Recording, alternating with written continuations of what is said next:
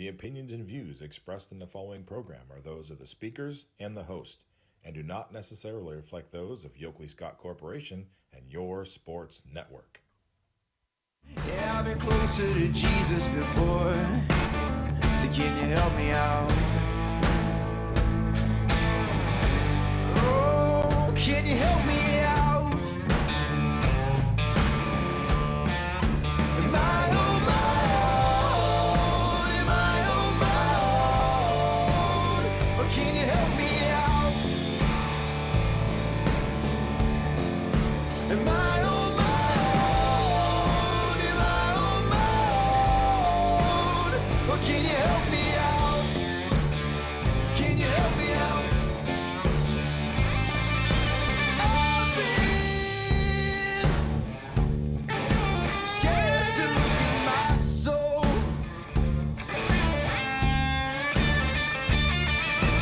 I've been afraid I would follow alone. Yeah, afraid of the things I've been told. It is a Wednesday edition of Running Points on ysnlive.com. Ron Potesta with you alongside Anthony Hardwig for the next 3 hours. We got a lot of stuff to talk about. Looks like we're going to get hockey, albeit a 24-team playoff, which I think is going to be pretty interesting. We have put a call into our hockey guru, Tom Callahan. Hopefully we will be getting him on either today or Friday. Hopefully today rather than Friday, being that the news broke yesterday about the 24-team playoff, of which my Sabres are the 25th team, so they're not going into the playoffs.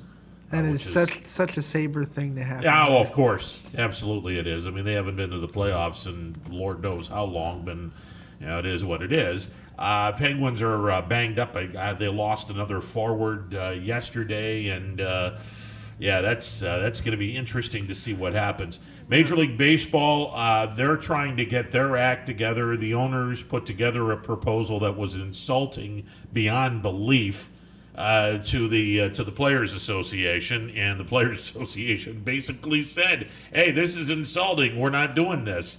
They're going to be firing back their proposal in the next couple of days. Ideally, they want everyone to be in camp by June the 10th, have 3 weeks of camp, and then start the season somewhere around the 4th of July. 82-game schedule, as we mentioned. They would be playing the division opposite them in the other league 6 times each, and then that would leave 13 games played against your own division. So if you're the Pirates, you would be playing the Cardinals, the Brewers, the Reds, and the Cubs 13 times each. And then you would turn around and play the Twins, the Tigers, the Royals, the White Sox, and the Indians 6 times each. There's your 82-game schedule. Geographically, it makes sense. They've got all the parameters pretty much in line. Maybe not so much the health concerns, but the money factor is so far off pace right now. I think there's a lot of people that have serious doubts whether Major League Baseball is able to get this going or not. And we'll hear from John Parado. He's an MLB writer. He is based out of the Pittsburgh area. We will hear from him in about 12 minutes, and we'll get the latest on what is going on. There are some former players that aren't exactly on the side of the current players and the concerns that they've been putting out. I saw Chipper Jones came out and kind of he rebuked the idea that you're not going to pay for he rebuked what some of the players have been saying. So it's interesting to see some of the former players come out and not support the players that are playing right now. Yeah, it's kind of interesting because I know that if Chipper Jones were on the Atlanta Braves, he wouldn't be talking like this. Right. It's a little hypocritical. You were part of the reason why we didn't have Major League Baseball in 1994. Tom Glavine is going to be the guy that I will forever link the 1994 season and its disaster to because of his stupid stance that the players had in which the players and the owners both were equally to blame for the fact that we didn't have postseason baseball. And if you want to add some tentacles to this, the reason Montreal doesn't have a baseball team right now is because of the strike of 1994. So there's, when I hear players who used to be all gung-ho about the union and now because they got their money, they're retired and they're happy, now they're going to suddenly become sympathetic former major league player. Get the hell out of here with that stuff. You're an idiot. I mean, if you were playing Major League Baseball, you wouldn't feel this way. So stick your opinion straight up your backside, as far as I'm concerned. It's just irrelevant. What I'd like to see from Major League Baseball and what I'd like to see from the Players Association is a proposal that says this: give us half of our money. You guys can sell no more than 10,000 tickets for the fans. Close the concession stands. Allow fans to bring in a cooler with sandwiches and soft drinks. No beer will be served. If you want to bring in your own beer, you can only bring a certain amount. You bring your cooler in with sandwiches and whatnot. You put your cooler right next to you as part of the 6-foot social distancing thing. Cut your stadium down by a third, or better yet, like I said, sell 10,000 tickets maximum. There you go. Problem solved. Players get their money. Owners get 10,000 tickets sold at whatever price you want to charge the fans for the 10,000 tickets. Make sure everyone's socially distanced from each other. Everyone wins. Everyone wins. Everyone wins. Yeah. This isn't hard. I feel like we're doing Rob Manfred's job. I mean, this guy is such a putz, it's not even funny. I mean, good Lord. This is so easy to figure out, and yet you have billionaires and millionaires that have no concept of reality right now. It just pisses me off, actually. Well, Rob Manfred's not alone, because he's got people in his corner telling him that he's doing the right thing, which Well, no, I mean, he's the subservient of the owners, of course. He's got staff, he's got advisors that are all probably telling him that he's doing the right thing right now. Well, and this is why when you have that kind of a situation, you're going to be an abysmal failure. You got to at least have someone in your inner circle that believes in checks and balances. Look, if a guy is screwing up, the last thing I want is to have ass kissers around me saying, oh, hey, you're doing a great job, you're doing a great job. No, actually, I would love to have someone in my inner circle telling me, dude, you're dropping the ball and you're really making this stupid right now. You better start turning this stuff around. Unfortunately, I don't think Manfred has anyone like that in his corner, which is sad. And then when you add that to the fact that the owners have a little bit of control over them, then you get a perfect storm of terribleness. Well, and again, I mean, it's if you're hired to be the commissioner, yes, you're hired by the owners, but you should also do what is best for the game. And over the last year or so, with all this stuff going on, and again, the pandemic is nobody's fault. It just happened. But the way you're handling your business is just absurd at this point. The fact that you want to cut out 42 minor league teams because somebody put a bug in your ear saying that this will save us something. Stop. Just stop. Just stop messing with this game. You're supposed to be the caretaker of this game, not the ruiner of this game. Stop already. Ugh, horrible. And it's sad, and it's a sad commentary that the National Hockey League is going to be the forefront of everyone coming back. First to pull the trigger. They're going to be the first of the four major sports. Look, NASCAR's already pulled the trigger. The PGA Tour kind of, sort of, has pulled the trigger. But of the four major sports that we follow in this country, baseball, football, basketball, and hockey, of all sports, is going to pull the trigger. And I got news for you. If they are, in fact, the first sport back, I think there's going to be a whole lot of hockey fans that come out of the woodwork to embrace this sport, which is a sad commentary because baseball, and we've talked about the image problems that this game has.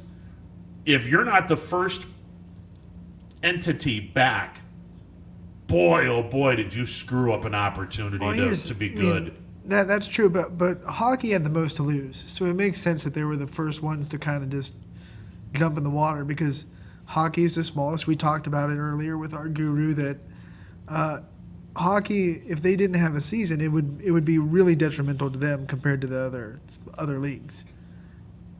I mean, yes and no. And look, hockey's a regional thing. It's not a nationwide thing because not everyone is near a hockey team, a major league hockey team. Baseball isn't as regional. It's starting to become regional. Well, I was about to say not everyone's near a major league baseball team. Yeah, but there's plenty of minor league teams but baseball is starting to become regional. Obviously, these two sports lag way, way, way far behind football and basketball, and either one of these sports, they really need to jump back and get the head start on the NBA and the NFL, and unfortunately, but hockey more so because they don't have the huge TV deals. TV isn't paying huge amount of dollars compared to what they pay for baseball, football, and basketball to hockey. I mean, you look at the hockey TV deals compared to the other three major sports, it's night and day. They're lagging. There's no doubt. So hockey, I don't know I think hockey might have had more to lose if they didn't come back, because I don't think they would have been able to. Like we talk about the PR, like PR MLB wouldn't be able to bounce back, but they'd be fine as an organization. I don't know if the NHL would be fine as a league if they didn't come back. See, I don't think Major League Baseball is going to be fine at this at all. If they don't get their stuff together, I don't think Major League Baseball survives much longer. And I say that in all sincerity because, look, the '94 strike, Cal Ripken Jr. and steroids saved Major League Baseball. Well, you don't got steroids to fall back on, so you're not going to have that. And with all due respect to the players playing in Major League Baseball right now, none of them hold a candle to what Cal Ripken Jr. accomplished in his pursuit to get Lou Gehrig's all-time record. None of them are anywhere close to something like that, nor do we have a Major League Baseball player who's anywhere close to breaking a record that the game, that's a record that is endearing to the game and endearing to the fans. We don't have any situation like that. So baseball's SOL if they don't get their stuff together here. People don't long for hockey the way in America, the way people long for baseball. There's no way that the professional baseball goes away because there's just too many people that want professional baseball. Yeah, and again, those people are all dying in large chunks. The traditionalists like myself are think dying. Maybe, but I think if baseball went away, I think people would realize really quick how much they take it for granted because baseball is Americana. Well, it's pure Americana. We all know that right now with the game not being played, a bunch of us miss it. But the point is, if the players and the owners are going to play this multi-million-dollar game of chicken, the fans are going to sit back and go, "Screw you! We don't want you now. You guys are ruining for a little this." bit." But after a minute, they'll be like, "Wait a minute, we need baseball. We need professional baseball." I'm going to be curious. They're going to long for professional baseball. We're going to hear from John Parado about this because I have a bad feeling that if Major League Baseball doesn't get it together and get this thing accomplished, we're in for a long bit of problems with baseball. We'll hear from John Parado coming up in a bit. That is coming up. It's a Wednesday edition of Running Points. We were not around on Monday, Memorial Day. You shouldn't be doing sports on Memorial Day. You took the pause button. Yeah, we hit the pause button. All right, we'll hear from John Parado. That's coming up in a bit. Stick around. 21 Good evening, News. and thank you for joining us. Let's get right to our top More story experienced tonight. reporters A new Wilmington restaurant. GM Lordstown. Telling more local stories We'll look at Baby efforts boy to is curb recovering from a broken. around our Good valley Community in afternoon. Niles, We are one here in Triangle Valley Youngstown, right business. because you expect important for everyone. No place like home. more local news. In Mercer County Before Court. they become life-threatening. 21 News is our valley's #1 local news. Welcome home to a home made homier with Baird Brothers Fine Hardwoods. Inspiration starts at BairdBrothers.com and is turned into reality when high-quality hardwoods are delivered right to your home. Baird Brothers has the latest design trends, shiplap and skinny lap interior siding, antique oak rustic flooring, and, well, you'll find them all at BairdBrothers.com. Ordered easily, delivered conveniently, enjoyed comfortably. BairdBrothers.com. Hello, I'm Greg Burbick with G. Burbick Farms. For the last 100 years, my family has farmed in the Columbiana and Mahoning counties. I began raising cattle in 1996 with the goal of providing a better product for you and your family on the dinner table. Our grass-fed and grain-supplemented Black Angus beef are raised with no hormones, steroids, or antibiotics. We're known for our hometown-friendly service and incredible tasting products. We're locally owned and have customers across the tri-state area. Our products go from our farm to your family. Stop by our farm on New Buffalo Road or visit us on the web at gburbickfarms.com. Don't forget to like us on Facebook. G. Burbick Farms, it just tastes better.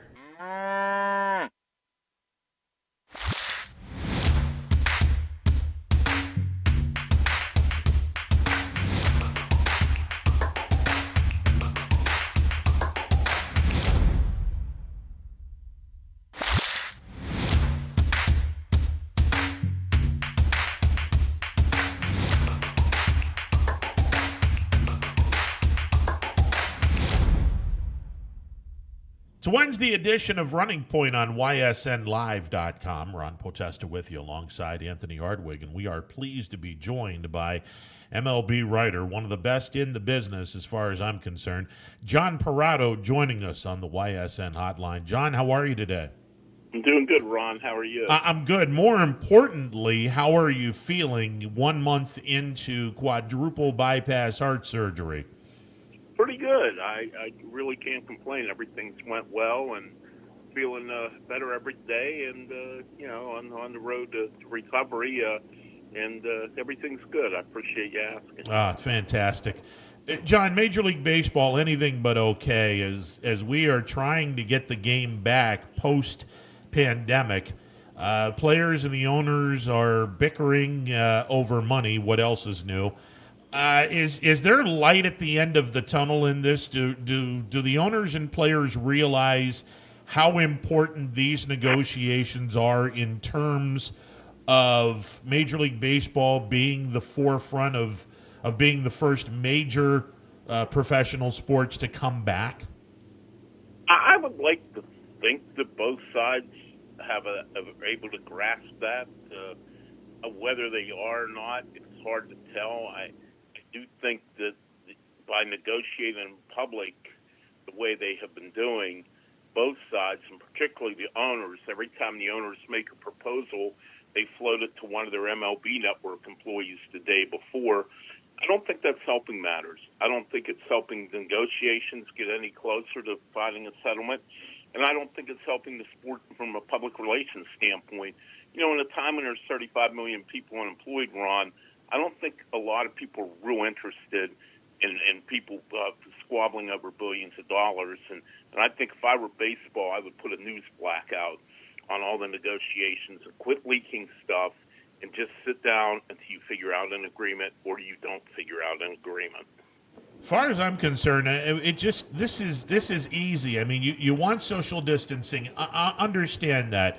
I think that Major League Baseball could very well do it in a very easy manner, sell no more than 10,000 tickets, have your social distancing, have the concession stands closed so people can bring in coolers of sandwiches and soda or a few beers if they want to.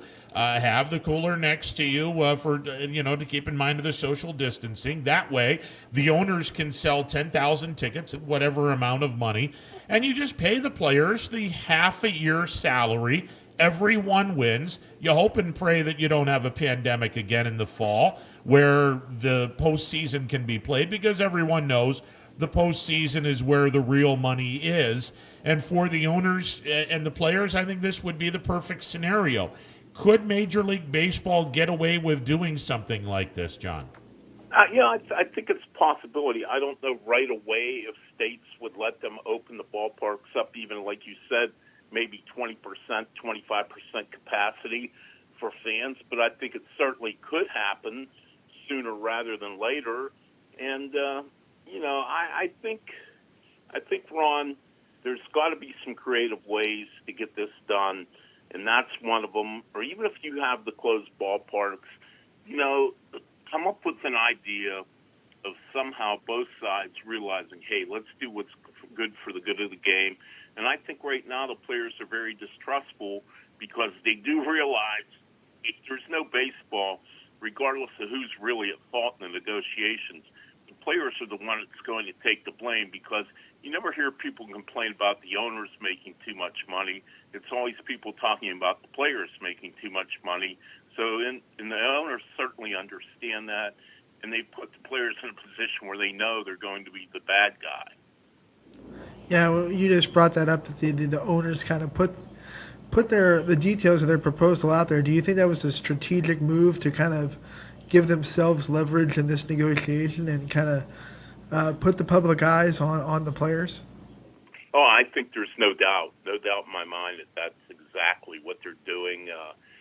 They're putting the heat on the players because the public opinion is usually against the players, and I just don't think it's helping. It's not being constructive in this situation. I think for one time, maybe I'm Pollyannish here, I think you have to put the whole labor owner issue aside, and both sides, in good faith, and I'll reiterate that, good faith, need to come up with some kind of equitable solution.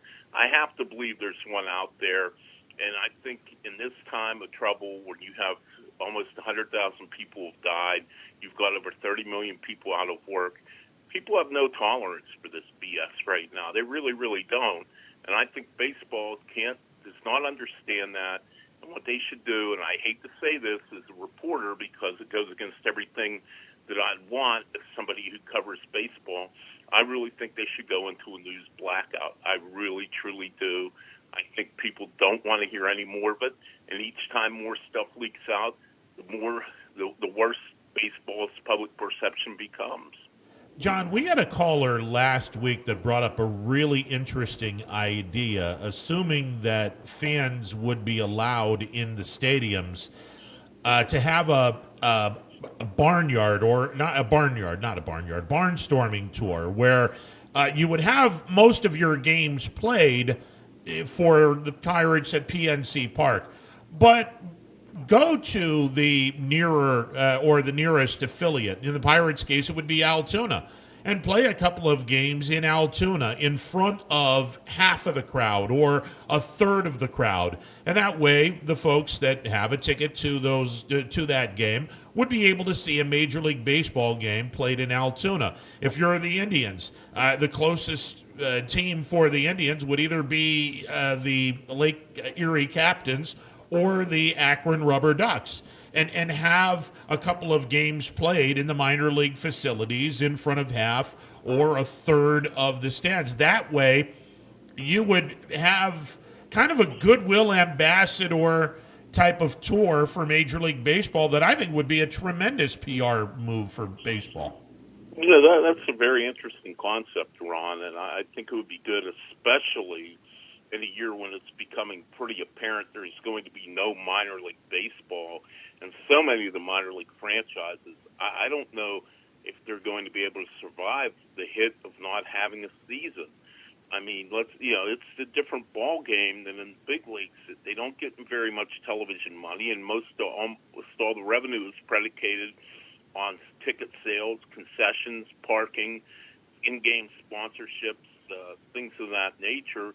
And maybe you go to these ballparks and not only have the big leaguers come and play from a good PR standpoint, but maybe you give at least part of the proceeds to the minor league operators and help them keep afloat, because as you well know, Ron, you worked in the minor leagues. You know the margin, the profit margins are very slim in minor league baseball, and those operators could really use the help just to stay solvent and try to stay in business for come back next year when you would hope it'd be more of a normal baseball season again. Well, and considering there's a couple of teams, 42 to be exact, that are on the chopping block at the end of this year, from a selfish standpoint, I'd love for the Pirates or the Indians to make a trek to Eastwood Field in Niles, where chances are you're not going to be seeing minor league baseball at the end of the 2020 season if Major League Baseball has their way. So why not have the Indians play a game or two, or the Pirates play a game or two in a facility that's no longer going to be used after the 2020 season? Oh, I agree. I think it would. I think it would be a good gesture. I think it would be good. It would be goodwill on the part of baseball. But you know, as we're finding out these negotiations, public relations and goodwill is apparently not at the top of the list for Major League Baseball. Me and Ron talked about it a little bit earlier before you came on. Some former players, Chipper Jones is one I saw, have come out kind of against the current players. What was your thoughts when you saw his statements and other statements of former players not really backing the current players? I'm a little bit surprised. I think in a way it's a little hypocritical. You know, when the strike of '94 came, I didn't hear Chipper Jones stand up and say, hey, we really shouldn't go on strike. And, you know, I mean, I do think now that the way things are, that it is a little hypocritical. And again, I don't know if it's serving any good purpose either, except to try to make themselves look good. You know, it's a little bit different for Chipper Jones now. He works for the team instead of the players' union. I just think everyone needs just to keep their mouths shut right now. And if reporters ask, just say, look, I'm not going to comment about the financial and economical situations because, again, it just serves no purpose. Like they always said in speech class, number one rule of public speaking, know your audience. And your audience right now are either unemployed, have lost loved ones to COVID, and if they are employed, they've had their hours reduced possibly, they've had their pay reduced possibly. So your audience doesn't want to hear about financial squabbles right now, and I just think it just is totally defeating the purpose to keep this up in public. And it just baffles me, it frustrates me that people in baseball don't understand that. MLB writer John Parado joining us on the YSN hotline. John, it's no secret Major League Baseball lags far behind in terms of the age of the fan. The average baseball fan is now 57 years of age in Major League Baseball, and that is by far the oldest of all the four major sports. This is a sport that is very much in terms of trying to market themselves better, but they don't seem to take change very well. And it's no secret there are plenty of dark storms on the horizon. This is the current one. The one very close is after the 2020 season. Again, 42 minor league teams on the chopping block. And after the 2021 season, the contract between the players and the owners are up. And we will probably have a very long, very arduous negotiation battle. Could the combination of these three variables ultimately kill this game, John? Yes, I think absolutely. And the sad part is it's like Nero fiddling while Rome burns. So that's Rob Manfred. I mean, all Rob Manfred does is run down Major League Baseball. Runs down, the games are too long. The pace is too long. And he's right about it. But why do they always do this? If you have a product you're trying to sell, you don't run it down. If you're selling cornflakes, you don't say, well, they're stale and they're not very good and they don't taste very good and they're not nutritious for you. Of course you're not going to say that.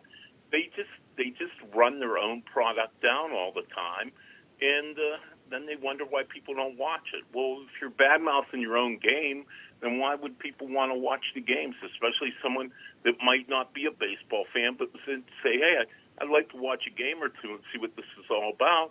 And if all you're hearing is, well, the game needs fixed, this and that, you probably figure, well, the hell with it. It's not worth my time watching it if the people running it don't even like it. John, let me ask you, if you were in the shoes of Rob Manfred, knowing that there's 30 owners that are essentially telling you what to do by and large, what do you do to change the marketing aspect and change the game without destroying the fabric of the game? Well, the first thing I'd do is say, quit being adversarial with the players all the time. The players want to market the game. The players I talk to, and I talked to quite a few of them, they want the game to thrive, like any employee would want their business to thrive.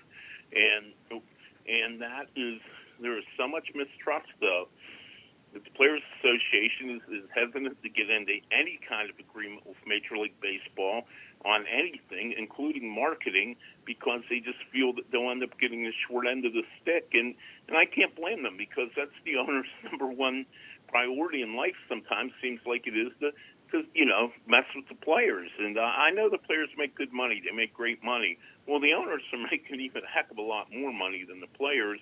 And there's just such a mistrust between labor and management that I don't know if you can ever bridge that gap, short of cleaning house and ownership and maybe even the Players Association. We asked our callers this last week when we were talking about it, but since this is going to be an 82-game season, it's going to have if they play, it's going to be an 82-game season. It's going to have an asterisk on it no matter what. Do you think there are some things that the MLB can kind of test out to see if it works this year, since it's kind of a crazy season anyway? Yeah, I think they are. Yeah, I think they could, and I think they are. I think you're going to see the universal DH in both leagues. That seems like that's pretty well been agreed upon, even though it hasn't been announced publicly. They're going to a 14-team playoff. I don't know, as a traditionalist, if I like almost half the league being in the playoffs, but if you're ever going to try something to experiment, this is the year to do it. Like you say, it's the strange season anyway with 82 games. So, yeah, I think perfectly it's a good time to experiment because, like you said, there's going to be that asterisk next to the season, if not physically in the record book, certainly mentally in the mind of the fans. So why not? Maybe you come up with some good ideas, maybe some things that work moving forward and make the game better. John, before we let you go, obviously if Major League Baseball is not played, you're going to lose upwards of $4 billion, and that is a tremendous amount of money.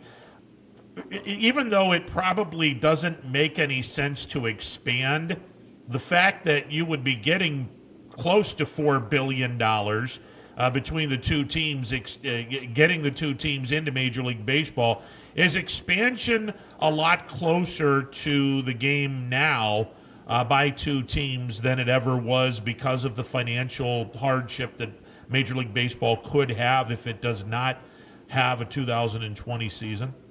Well, that's a great point, Ron. And if you look back at the expansion years, one of two things have driven expansion. Either one, lawsuits from cities that lost teams like Seattle, so they had to put another team into Seattle.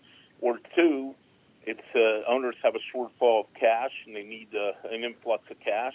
And what better way to do that than have two expansion teams pay about $1 billion total in franchise fees just to be able to get expansion teams. And, it makes a lot of sense on a lot of levels. You have an odd number of teams in both leagues. That would even it out to 16. I think there's some markets there, Portland, Charlotte, some other places that would be potential major league markets. So, yeah, if they're going to do it, this would be the time to do it, both by historical precedent and just from a common sense standpoint. Well, let's not forget Montreal, because if we're going to expand by two more teams, Montreal has to be one of those teams.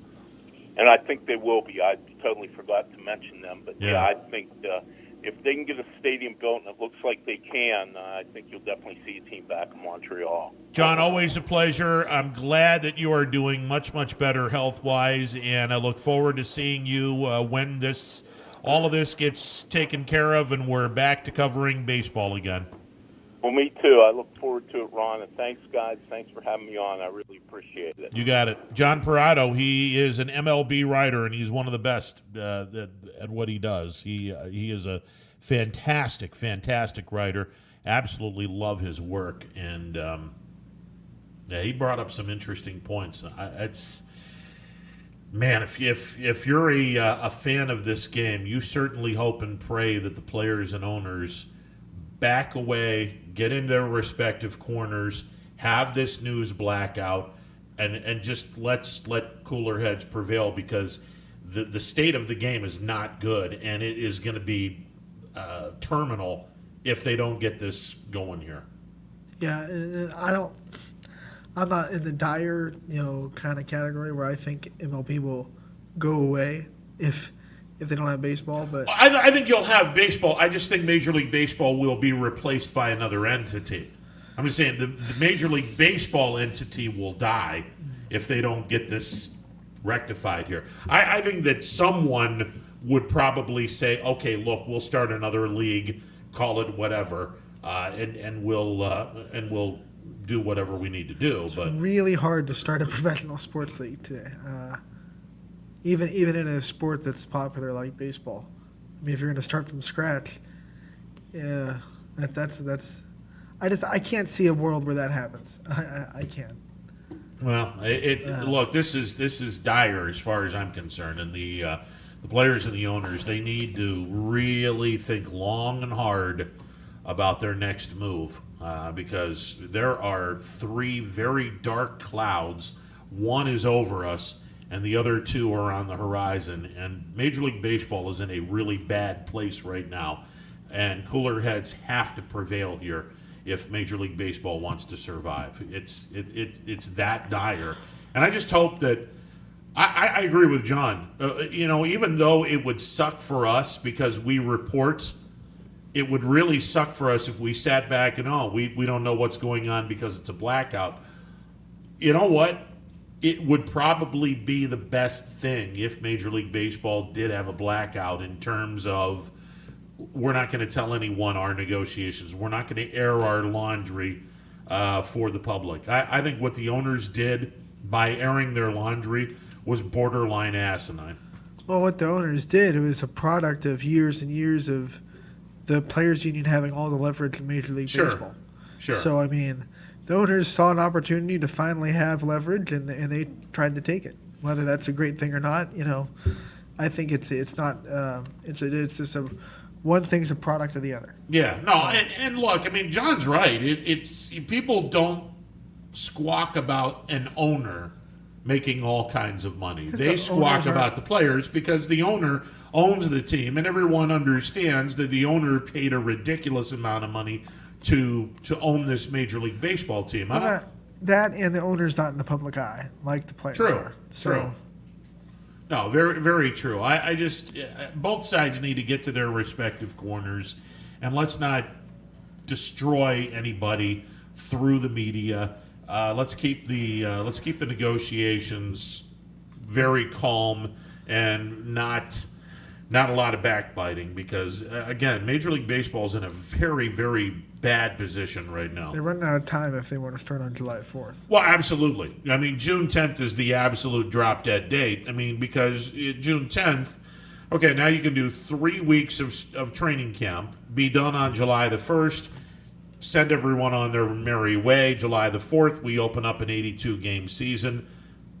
Again, that would be the perfect scenario. If you can get everyone in camp by June the 10th and have a 3-week camp, okay, the pitchers are probably not going to be ready to go 7, 8, 9 innings, which, it is what it is. Look, this season is already screwed up to begin with. You're not going to get 162 games. And if you get a half a season and everyone is happy with what they got, that's all that matters. With the strength of bullpens, I mean, I think that baseball was kind of going in the direction where starters weren't going to go deep in games anymore anyway. No. I mean, we might see a season where starters go 5, 6 innings, and that might be considered a quality start. Well, I mean, 6 innings is now a quality start, which look, I mean, 6 innings give up no more than 3 earned runs, and that's a quality start, which I think is absolute horse crap. Well, in today's bullpen, if you have 3 guys, you get to the 7th inning, you're golden. Well, of course, because no one's hitting them. Yeah, but but to me, a quality start does not have a 4.50 earned run average attached to it. For me, a quality start is, okay, if I'm going 6 innings, I'm going to give up no more than 2 earned runs. That way, my ERA is at 3. That's a quality start. If I get a starting pitcher that has an ERA of 3.0, I can live with that. I have a starting pitcher in today's game where offense is, pretty large, and my starting pitcher has an ERA of 4.50. No. But as the bullpens lengthen where they're going, then the starter ERA standard is going to elevate. So all of a sudden, if you're pitching less innings, your ERA, a good ERA, isn't going to be 2.5 anymore. It's going to be 3.5 because you're not pitching as much. No, and that's fine. And look, pitchers aren't pitching that much to begin with. Nothing's going to change. It's not like we've seen complete games all over the place because we haven't. It's a rarity now.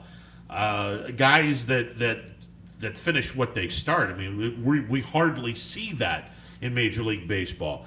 It's the bullpens are going to they're going to be as always a main part of whether a team is going to be good, very good, or great. And obviously that's part of the pitching staff. You got to have solid starters, solid bullpen, solid closer, and then you're golden as far as the pitching side. Hopefully you get a few guys that know how to hit with runners in scoring position, a little bit of power in the bat, which would help. But I don't see baseball changing all that much. I think the bullpen will do every bit the same amount of work that it's done in the last few years. Let's just get this thing started. There's way too much on the line for the owners and the players to be stupid right now. It's crazy. It's funny because it's kind of backwards because when this whole shutdown started, we were saying, how can youth leagues play when professionals aren't? Because it was a trickle down. Yeah, first exactly. They stopped, and then the youth stopped. Now, youth is getting there first because it's easier to restart youth leagues, and it's the major league sports that are taking a good amount of time to start back 1 week up. from Sunday, the B League will start up. Yeah. And we'll have youth baseball. Now, hopefully, when youth baseball starts, we will hopefully have Major League Baseball going to training camp at some point in time. But again, as it looks right now, it doesn't appear to be anywhere close to being on the horizon. So Easier to shut down the big ones, but it's a lot harder to get them back up. This is true. This is very true. All right, 330-886-0813, that is the number to call. Coming up at the top of the hour, we will hear from the new head football coach at Youngstown State University, Doug Phillips. And you talk about shutting things down. The off-season conditioning program for all colleges in football and all sports shut down.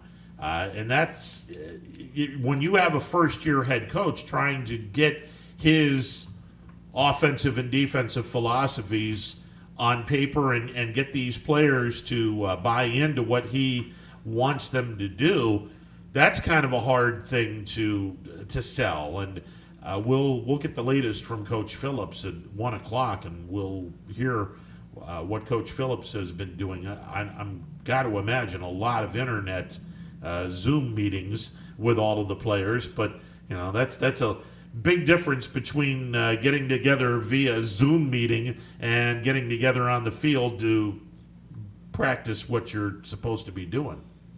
Yeah, it's a difference, but when you get to Division I football, you put on the big boy pants and you do what you got to do to kind of play at your highest level. So I'm sure Coach Phillips and the whole coaching staff is kind of doing the best with what they got, and that's what you do when you're at this level. Yeah, so we'll hear from YSU head football coach Doug Phillips coming up at 1 o'clock. We're efforting to get in our hockey guru, Tom Callahan. Again, Commissioner Gary Bettman, and go figure, a guy that I thought by far and away a couple of years ago was the worst commissioner, and you could not possibly get someone worse than Gary Bettman. Major League Baseball said, hold my beer. We can find someone. Gary Bettman, of all commissioners, is going to wind up being the guy that gets his organization, his sport, back up and running. And honestly, I'm intrigued by the 24-team playoff. Now, 6 teams are not going to be very happy about this, but again, 24 teams in the playoffs, that's kind of make things interesting. And hopefully we will hear from Tom Callahan about this, because I think that hockey could very well have a revitalization that we haven't seen in quite some time from this sport. Well, yeah, it'll be the only team sport to watch, really, when it comes back. So, and it's going to come back in a playoff, so stakes are going to be high. Ratings already spike when playoffs start, no matter what the sport is. So, I think they're in the catbird seat. Well, and the one thing that I have said all along about hockey, the sport does not do it justice on television. It's one of those sports that you can watch it on TV, but it really doesn't tell the entire story. You go to a hockey game, into an arena and watch a hockey game. That is by far and away, and I'm a baseball guy, hockey by far and away is the best sport of the 4 major sports: football, basketball, baseball, and hockey. Hockey is by far and away the best sport to see live. It is so incredible to see that event live. And I get the feeling that if hockey plays their cards right, they could really be the beneficiary of COVID-19. Because if you think about it, and again, not many people have watched the sport, hockey is every bit as exciting as football, if not more so. There is far more action in hockey than any of the 3 major sports. And I think that a country that loves the quick pace will fall in love with hockey if you've never seen it before. Yeah, and then I think the bad rap hockey gets is the low-scoring soccer kind of, because people like high-scoring events. So for some reason, it locks in their head. That's why they like the football games that go to 34. They like watching home runs in baseball. They like scoring. So that's the bad rap that hockey gets, because it's like soccer in the sense that you're only going to score on average, what's the average hockey score? A little 3.5. 3.5. Yeah, somewhere in that vicinity. So that's just but yeah, you're right. I mean, until you watch it live, you just don't get a respect for what goes on. Yeah, and there's a lot of baseball in hockey, whereas if you have a really good goalie, much like if you have a really good pitcher, the opposition is going to have a hard time scoring on you. And you're right. We live in a world, or our sports society, where everyone prefers offense, knowing full well that offense puts butts in the seats, defense wins championships. You get your rings by playing defense. You get to that point and attract the fans by putting a lot of points on the board. But if you've never seen a hockey game and hockey winds up being the first sport back, I'll guarantee you hockey gets a serious uptick. Yes, there are some rules that everyone would have to pretty much understand, much like football. If someone's never watched the game of football, obviously there's a lot of rules that you have to embrace, part of the sport. But I could see hockey going in a serious uptick if Major League Baseball fails to put a product on the field, and the National Hockey League is the one league that is constantly on TV. Oh, yeah, hockey will definitely soar in popularity. Yeah, the NBA is pretty close, too. Don't forget that. I mean, they've come out and said they're probably going to return to do the playoffs in Orlando. Sure. And I think that the suggestion, not the first thing, but the suggestion was to seed the teams regardless of seeding. and just do a 16-team playoff. Now, the question is, do you go right into the playoffs, or do you have No, I five think- regular season games I and then think- go into the playoffs? I think since you're doing it all in one spot, you just say we're going right into the playoffs.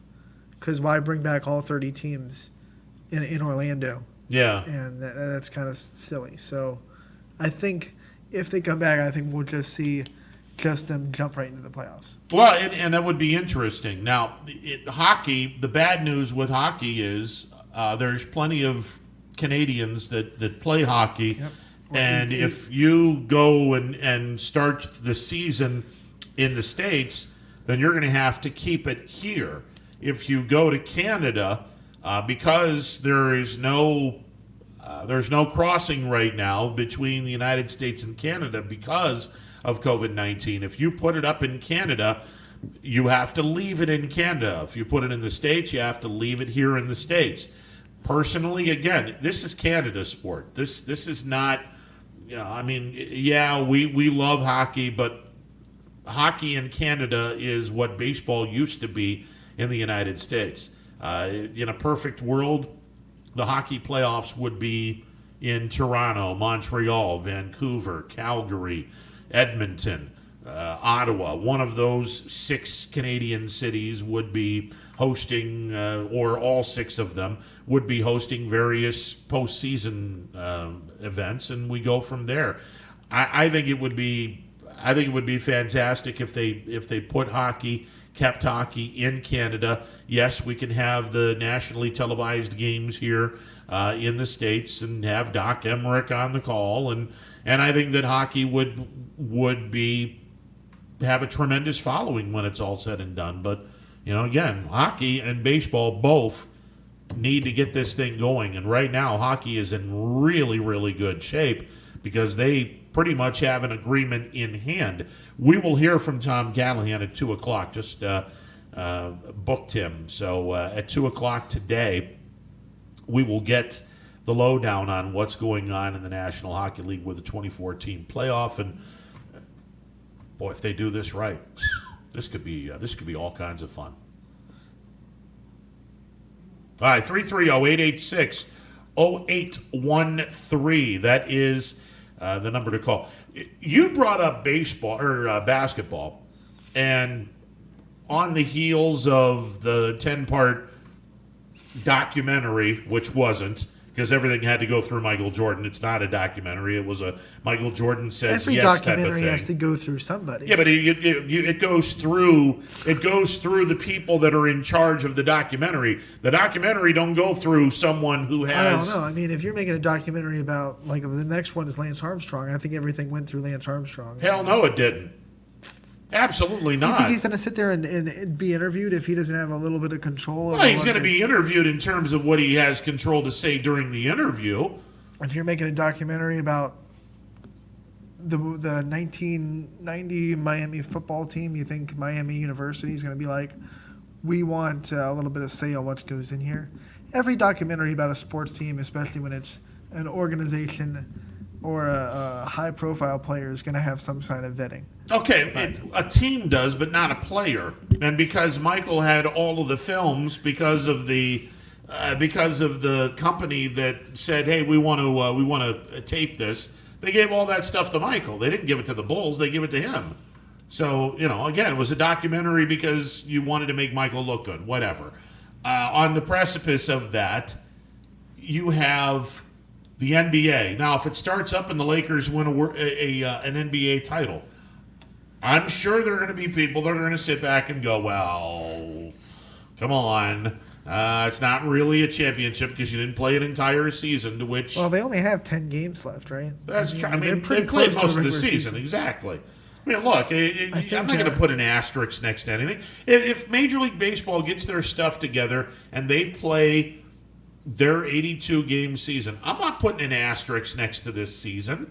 Whatever happens, happens. Whoever wins a world title, congratulations, you won the World Series. I'm not putting an asterisk next to this. If someone hits 400 and they had the amount of at-bats to qualify for a batting title, okay. All right. Hey, damn Now, at would it. you say that they broke the record? If someone broke the record for a season average, would you put an asterisk by that? If they had enough at-bats to qualify, no. Okay. No, absolutely not. I mean, it's now. Are you going to have the same amount of at-bats? What is it? 3.1 plate appearances, 162 games. So instead of that, 3.1 plate appearances in 82 games. The big difference between the two, obviously, but a season is a season. I mean, it's not it's not baseball's fault. You had a pandemic. It's unfortunate, but you had an 82 game season. I think the 81 strike. I want to say they pretty much played a half a season, and then they divided it in halves, which was the dumbest idea baseball had at the time, because the Cincinnati Reds had the best record in all of baseball, and because they didn't finish in first place in either half, they didn't get an opportunity to go to the playoffs, which was absurd. So That's before my time, but that sounds really messed up. no, it was totally messed up. I remember the last game of the year, the Reds had no shot at catching the second half champs.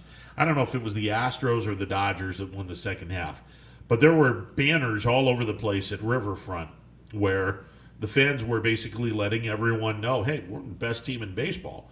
And we have the best record in all of baseball, and they're not going to invite us into the postseason because Major League Baseball had a first half and a second half, which smacks of minor league baseball. And when I was a minor league broadcaster, I couldn't stand your first half and your second half, and whoever wins the first half plays the second half. What is this? Just play a whole year, top two teams, go to the playoffs. I mean, you guys are overthinking this stuff. It's crazy.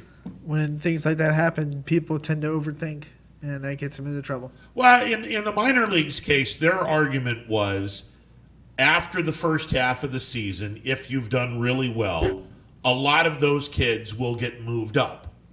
And we lost, on average, 3 or 4 starters would get moved up from AA to AAA. And then we would have kids from high A ball get moved up to AA.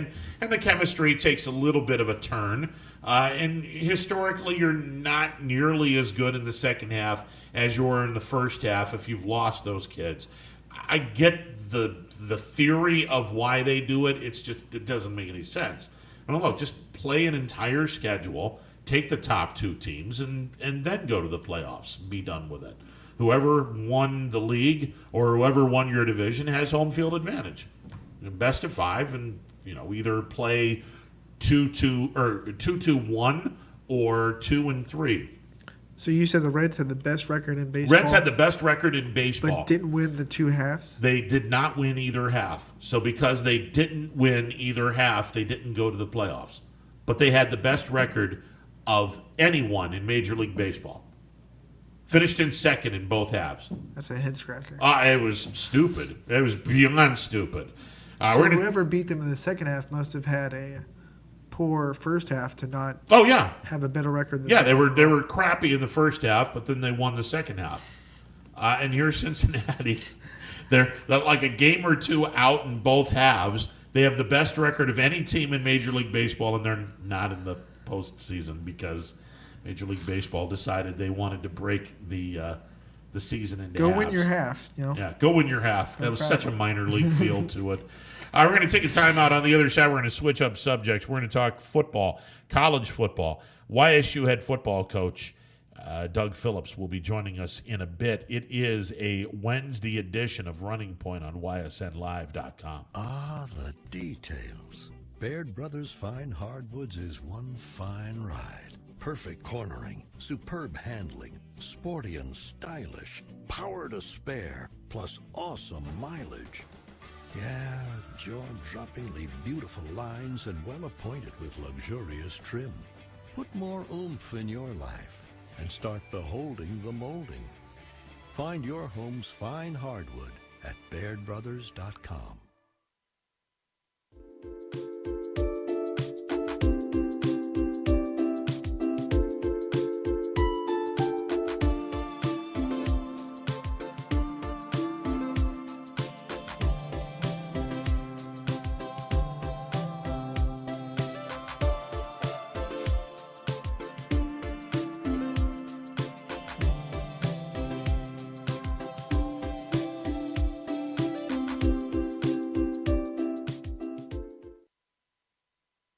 It's storm season, I think we're under the gun for some heavy storms over the next couple of hours. and Storm Tracker 21 is ready. This is probably the one we're keeping a closer eye on. On air, And locally, we're going to have a lot of eyes on our area. online, All right, let's talk high-risk futurecast and the timing of this weather. on social media, and on our app. The inner showers I'm keeping my eye on in parts of Columbiana County. Stay ready with Storm Tracker 21. The severe weather threat now through around sunset this evening.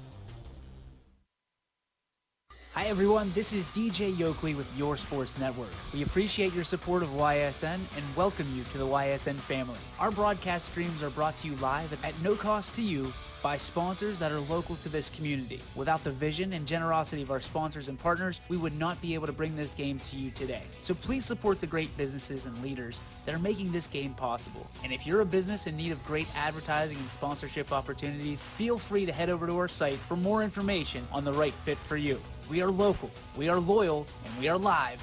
We are YSN.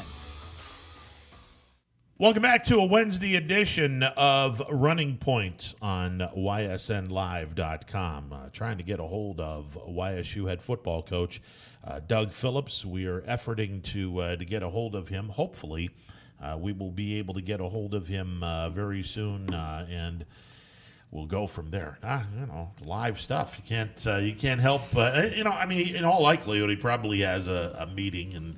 A little late coming out of the meeting. It is what it is. Stuff like that happens. Yeah, we'll take a back seat to coaches' meetings. Absolutely. I'd actually like to take part in some of those coaches' meetings. And I don't know if you're certified, Ron. Yeah, well, this is true. Yeah, I'm only certified to do boys basketball. So there you go. It is what it is. All right, 330-886-0813. That is the number to call as we wait to hear from the head football coach at Youngstown State, Doug Phillips. We will take some phone calls, continue to talk about what is going on in the world of sports. Let's talk while we wait. Let's just talk about YSU football and what we expect. I mean, coming in, Doug Phillips, before this whole thing started, he was already out on the getting some good interest in Youngstown State football. So I think he was doing a great job before all this shutdown happened, and now. I imagine he's doing a really good job keeping the team together.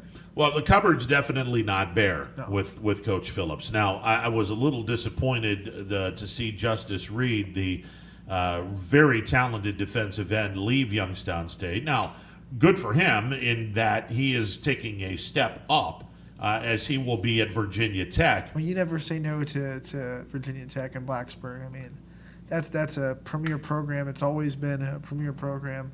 So when someone like that knocks on your door, I don't blame him for taking that step. No, if you can go from FCS to ACC to the ACC, that's a pretty large step up. And I think Justice Reed will do a fantastic job at Virginia Tech.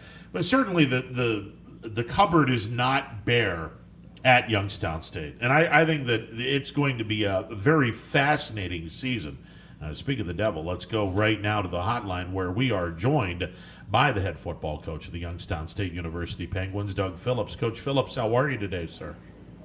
Well, I'm doing great. How are you guys? Fantastic. In a world in which you're not able to get the players together to practice, I imagine the computer is being used an awful lot to get the players together. Yes, but we've adjusted. I think in life you make you adjust. You have a plan, but I held a team meeting Friday on Zoom, and you got to act like they're right in front of you, like you're in the classroom talking to them. And we've been able to have individual position meetings, unit meetings, inside run, 7-on-7. It's just a different delivery method. But we hope that transfers to the field when we get to the field. Anthony and I were talking about the field. You come into a situation where the cupboard was far from bare. Now, obviously, we would have loved to have had Justice Reed back for the senior year, but he goes to Virginia Tech. But my goodness, Coach, there is an awful lot of talent on this football team. There is. The only concerning part I have, if we're an O-line, D-line driven team, that O-line took a big hit. So we got to do a great job. I think we got one Dan Becker coming back. So, we got to replace 4 guys up front, and that's where football games are won, and it's going to be our job to get those guys developed as quickly as we can. As a first-year head coach, what have been kind of the difficulties or obstacles in trying to establish your philosophy and your coaching style with this team when you've only had to do everything web-based and not face-to-face interaction? Well, I think we had a great first month and a half before all this went down. That we spent a lot of time with our kids, with their position coaches, because, again, kids don't care how much you know until they know how much you care. So I think that first 2 months that we're able to do that, and then going into even this quarantine and the work and effort that we put in. I tried to every day. I think there was a month, 2 months that I texted them every weekday, talking about our philosophy, talking about the things we talked about before we left campus, just to reinforce it so when they get back on campus, they truly know what our core principles are. Coach Phillips, obviously the edit was put down that college football and college basketball players are going to be allowed back on campus very, very shortly. Do you have a timetable in terms of when practice is going to restart for the kids? Well, we're constantly communicating, with the NCAA and even with our league, in the Missouri Valley, just to see when they are. But the first thing that's a positive note is June 1st, our staff is allowed back in the office, and we're going to do it split, just so we limit how many are in a combined space. So I'm bringing offense back on Monday, defense on Tuesday, and then on Friday, we can do a whole staff meeting in a big classroom. But players-wise, they're allowed voluntary workouts. That means, again, it's not football. That means, they got to schedule it with the strength coach to come over to the stadium, and we're going to start outside in the stadium for the first couple weeks. And those are just for the kids that are living in Youngstown, or that I think we got 42 kids that are still here or staying here, that those 42 kids got to sign up, and, we got to bring them in groups of 7 or 8 just because we got maybe 2 strength coaches working that make 10. And so we got to be creative there, but that's voluntary workouts that'll go through the month of June. And then we're still waiting to see what July brings and when we will have full football access to them. But we're hoping by mid-July, end of the July, that, we can start coaching football. In a normal atmosphere or a normal calendar year, the coach would allow the players the would-be players that were not given a scholarship, not given an opportunity to walk on, to have that opportunity to try out for the football team. Is there a scenario in which you're going to invite some of the kids that are attending Youngstown State University who had football backgrounds in high school to possibly try out for the 2020 version of the YSU Penguins, or are you waiting on that? No, we have some preferred walk-ons, which, we evaluated, through tape, and we kind of had a list, and we kind of ranked them, by position. I think right now our roster's probably at 123, 126, and the difficult thing is, I've yet to evaluate even the walk-ons that are in our program. We got 85 scholarship players. And all of a sudden, you got 20 of your own walk-ons that, I saw 4 winter workouts. Now there's some kids that, either we were recruiting, whether I was at Cincinnati or, someone was at another school that are coming in as walk-ons, based on their senior year film and saying, what, we believe this young man can help us this year, or help us on special teams, or at least compete. So once we get a firm set on what our roster is, yes, I think then you take the next step is, okay, maybe someone wasn't on that board, but they're at Youngstown State and they want to be part of the program. But what's concerning is locker room. How many lockers do you have? Okay, do they get a locker? Are they in the locker room? So it's a lot of logistics and working through that, and especially going through this COVID where, they're going to get temperatures read. We might have meetings where we got to have less kids. We might have to have split practices to begin. So we're looking at all those things. So will opportunities be there? I always say this for a walk-on. It's not a sprint. It's a marathon. You first got to be at a school that you want to get your college degree at. And if football's that important to you, that there will be opportunities for you.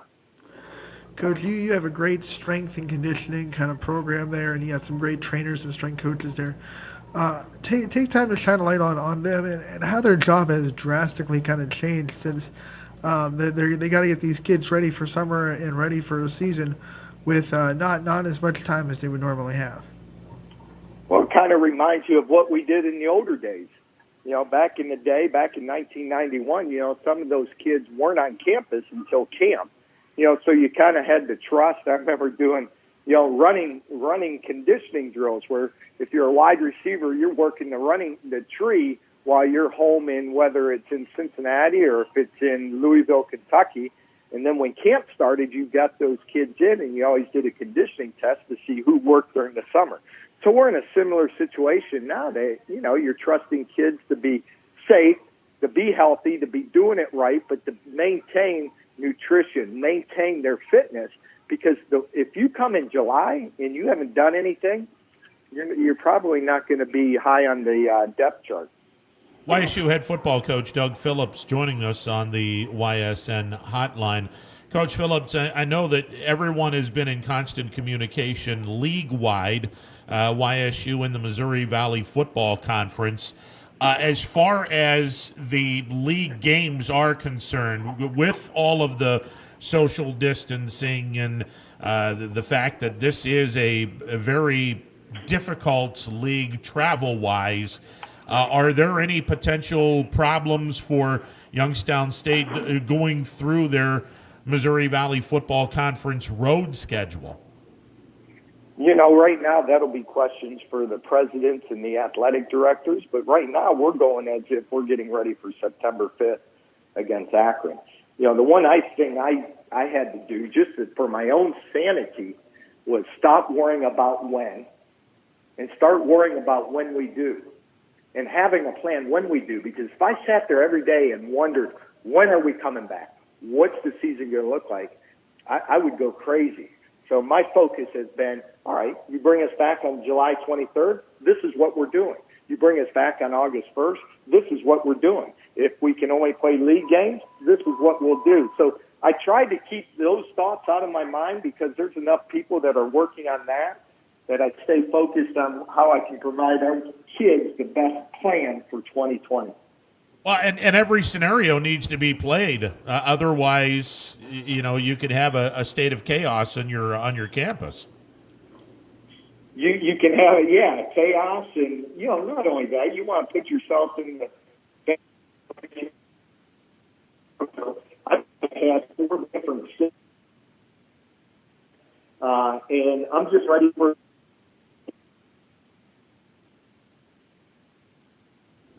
For everyone's sanity, let's talk about a little football and talk about what you're excited about when you look at your roster and what kind of things you're expecting from the team this year.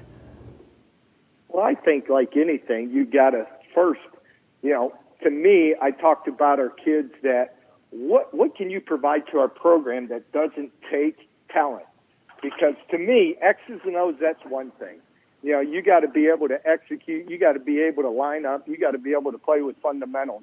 But the things that I think win football games, especially in the third and fourth quarter, is that team, that locker room. So how do we build in a short period of time the unselfishness, the positive leadership? How do you handle success? How do you handle adversity? Things that doesn't take skill, but you got to build within your program. And the one thing I tried to do was when I evaluated film last year, okay, against Illinois State, they were great. Started off strong, finished the game strong. But there's games where maybe you had a lead, and all of a sudden that lead in the third and fourth quarter, those are the things where when adversity strikes, what are you going to do? And we've been stressing over them through this pandemic. You got to thrive through those situations. So there's a lot of non-football things that we got to get done quickly, and those are the things I'm reinforcing daily with our kids. That unselfishness, trying to play as a team, the leadership, all those things. So that's the exciting part, for us. And I think we stress it with our kids that I want kids that are going to play with great effort, great attitude. I want to see kids that compete each and every play. And then the final thing is, take pride in your unit, whether it's the quarterbacks to the running backs, and go out every day and practice and compete and try to be the very best group you can be. And then on Saturdays, bring them together as a team. So in a nutshell, that's what we're trying to get done. I know for you as a coach, and you're someone that is very much into the positive aspects of life, which is obviously the only way that anyone should be looking at life. You have to look at it glass half full. I imagine for you it was really easy watching the game film and then determining, okay, when the going was tough, how many of my kids or potential kids on my team had their heads down? And if they did, I'm sure you're taking notes saying, all right, we're going to have to work on this, because you never want to have your kid have their head down. I got to imagine that was a big part of film watching for you. Oh, it was. And, we even filmed our winter conditioning drills, and we had cameras on them when they didn't know they had cameras on them, and see how they handled success. I had a young man, and, you got to pull that out in practice. You got to pull that out when you see it. I had a young man win a tug-of-war, but after the tug-of-war, he laid on the ground for 7 seconds. Are you going to do that after a defensive end sacks you? Then when I saw you walking back to the line, your head's down, your shoulders are slumped. Then when you get back to the line, you're leaning over, hands on your knees. I said, if I'm a defensive team, I'm licking my chops for that next play. I mean, those are the things. I mean, X's and trust me, X's and O's are very important. But those characteristics, those qualities that you got to build, I think is the difference between average teams and winning teams and championship teams. And that takes time to build, but, we're going to try to expedite that as quickly as we can.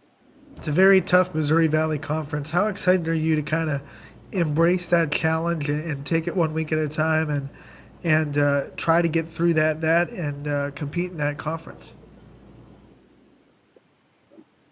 I'm very excited for the Missouri Valley Conference, and what I want to try to do is, try to learn in this off season, who they are, who the coaches are, what type of style.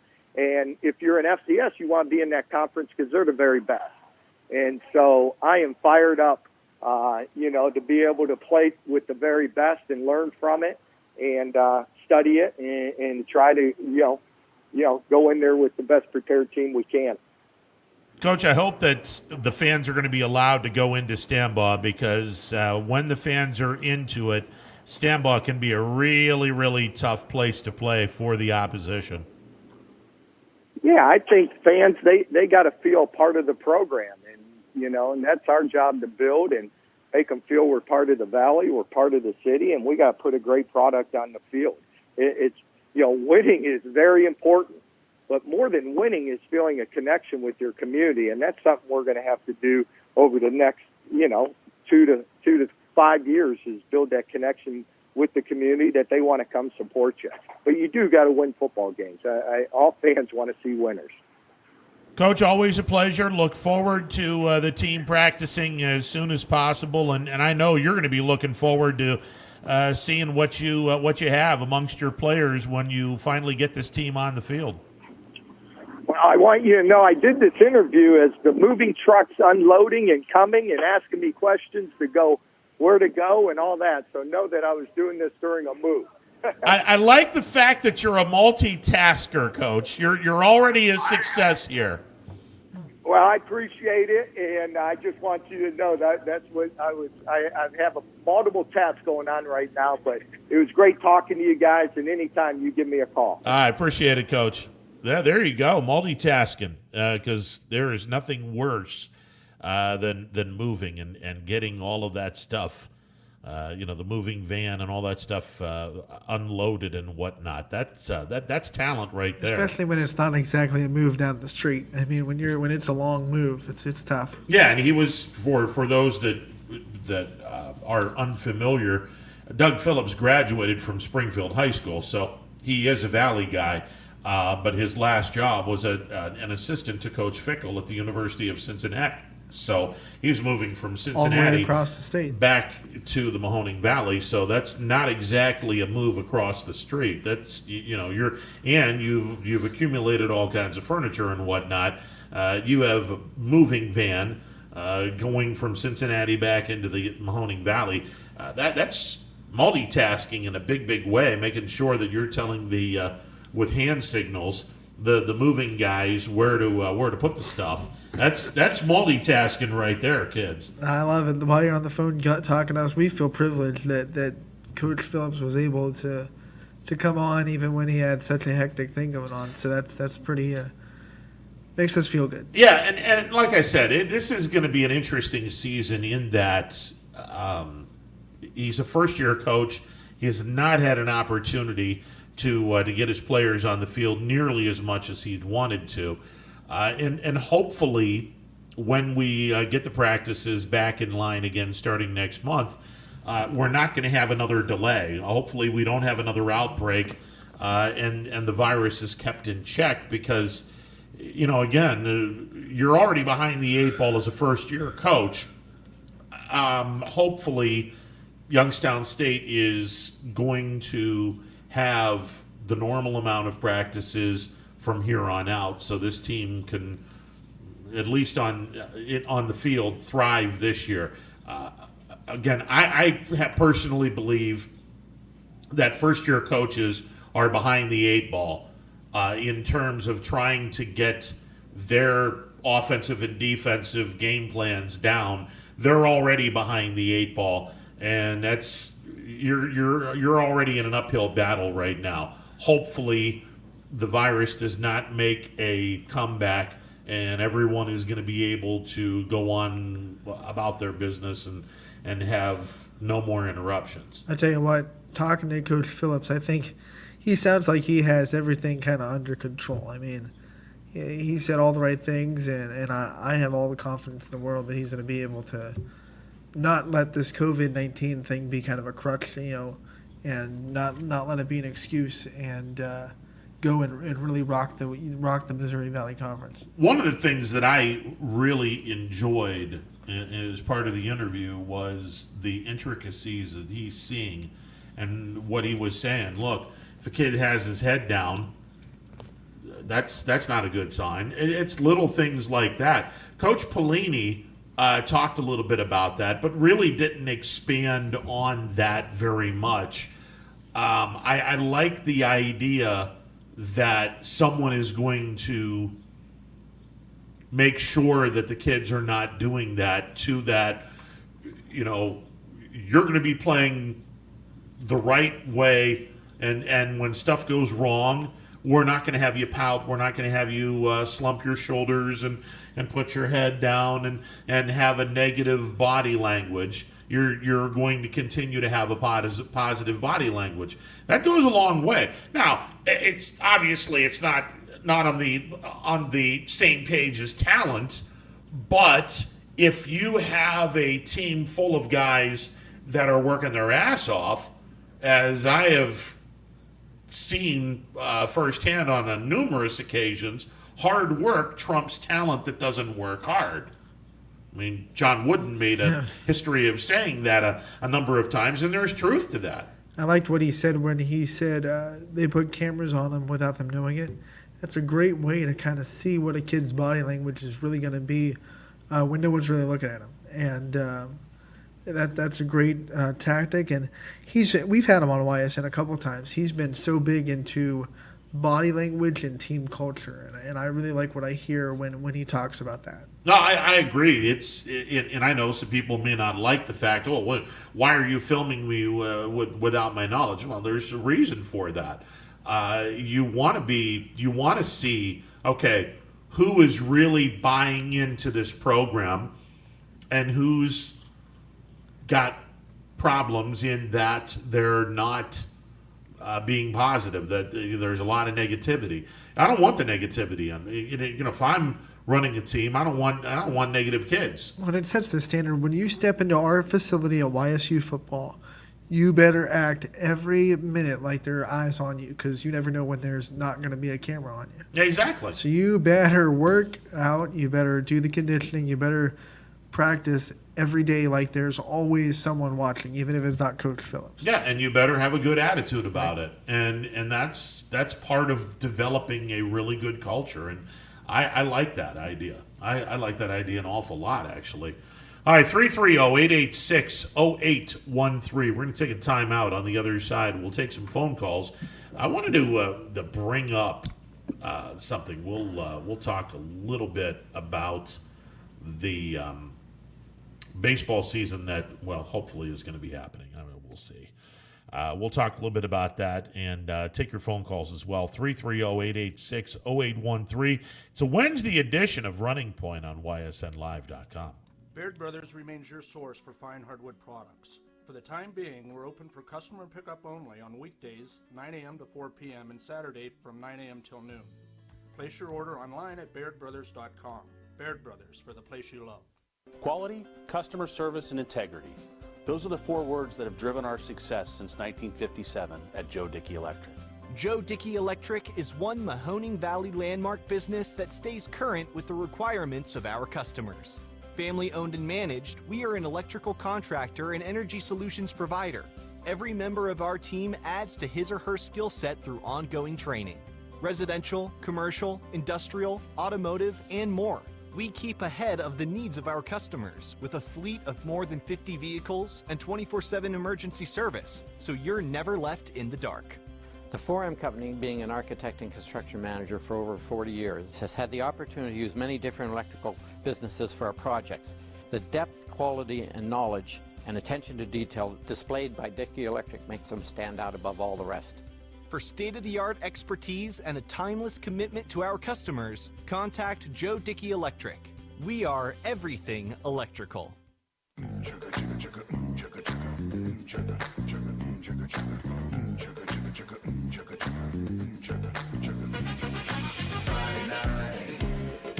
Fresh limousine.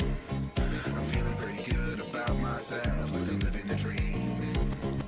Platform shoes, straight down the street.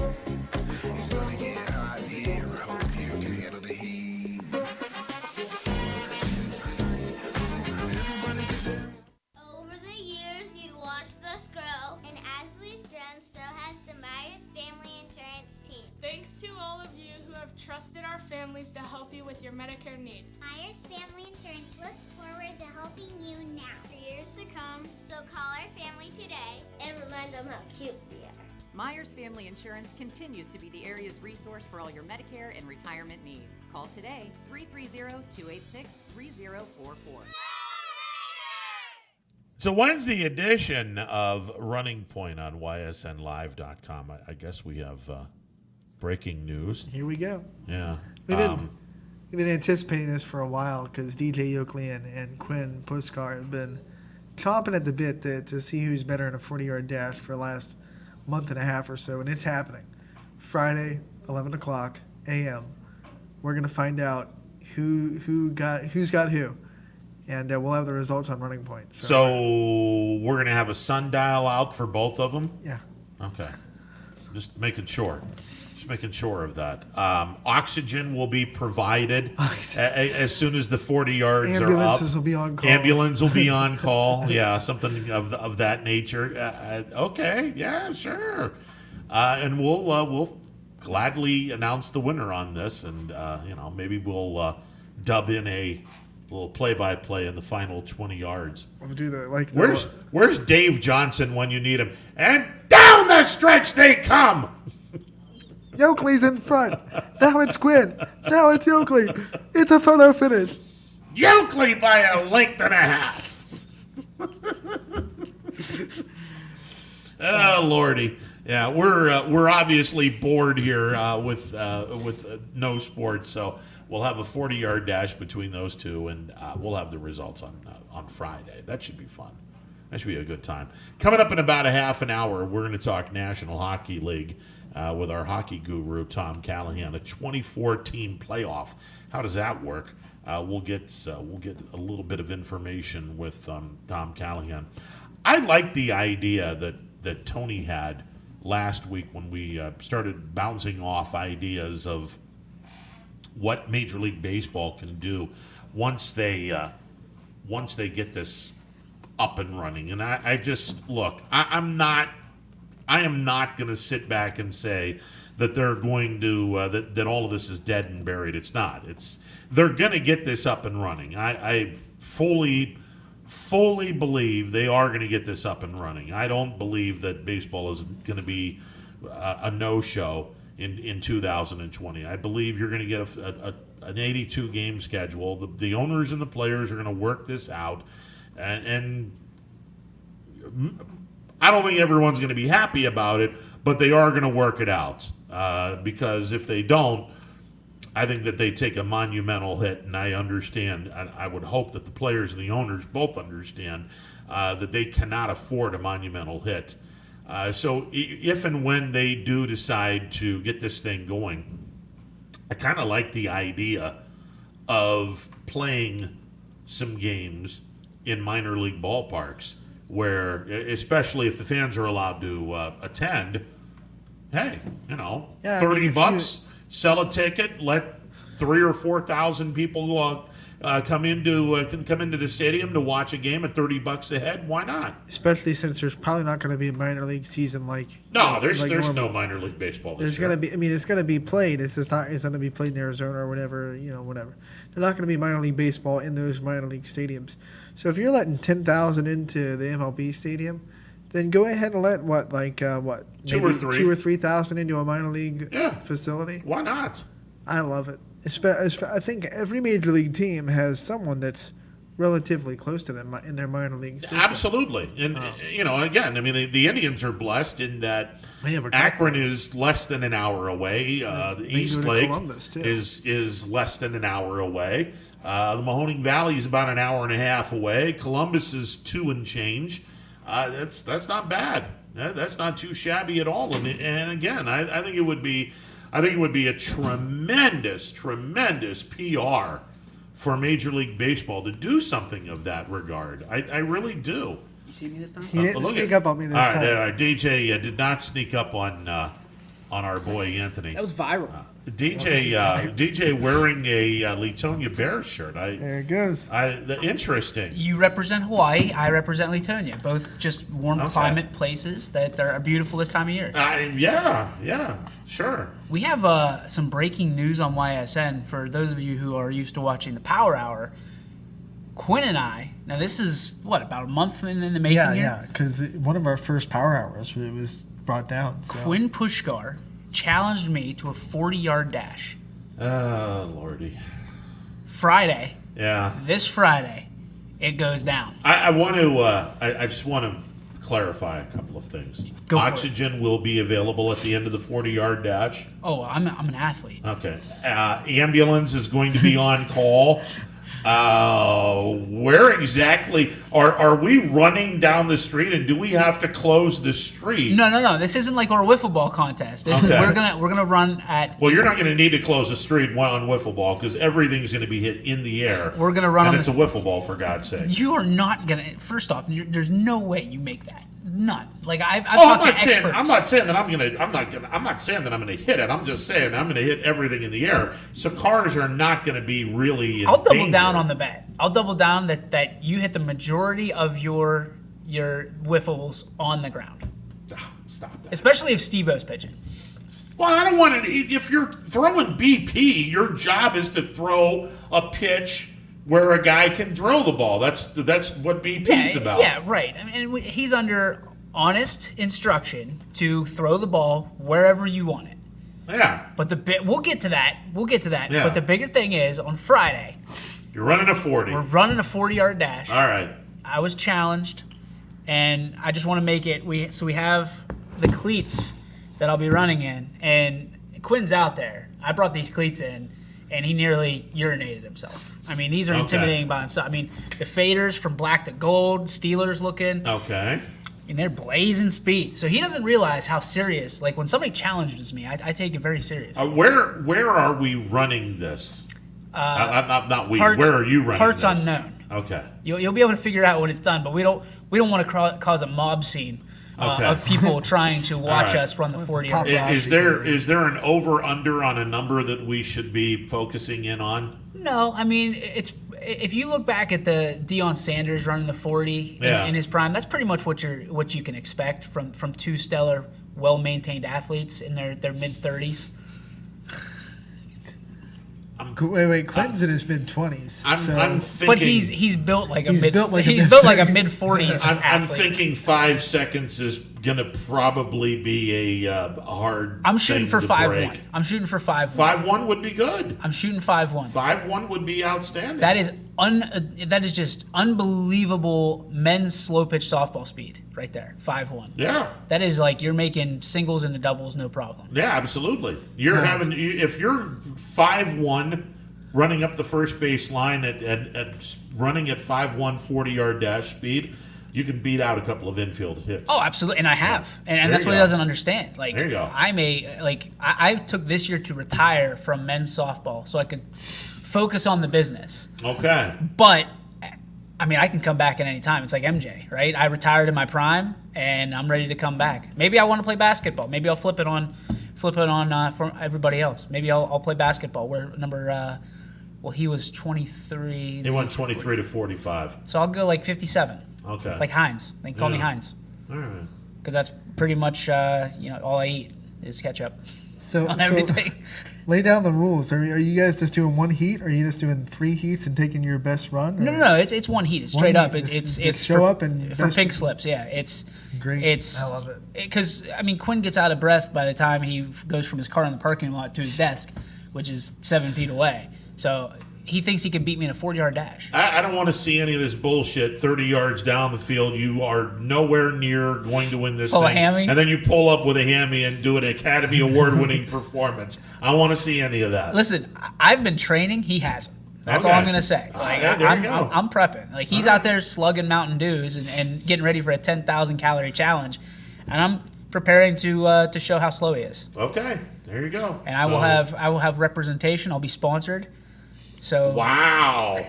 All right. I'll have my G. Burbick Farms shirt on. Okay. So And 20 yards down the field when I go, hey, you're going to be dying of laughter? These feet are so fast, it's going to sizzle the steaks that I'm going to be cooking after a victory. So Man's doing an awful lot of talking. love it. All right, there we go. Someone's filming this, correct? Oh yeah, intern Trey is going to be filming it. By the way, Ron, welcome to YouTube.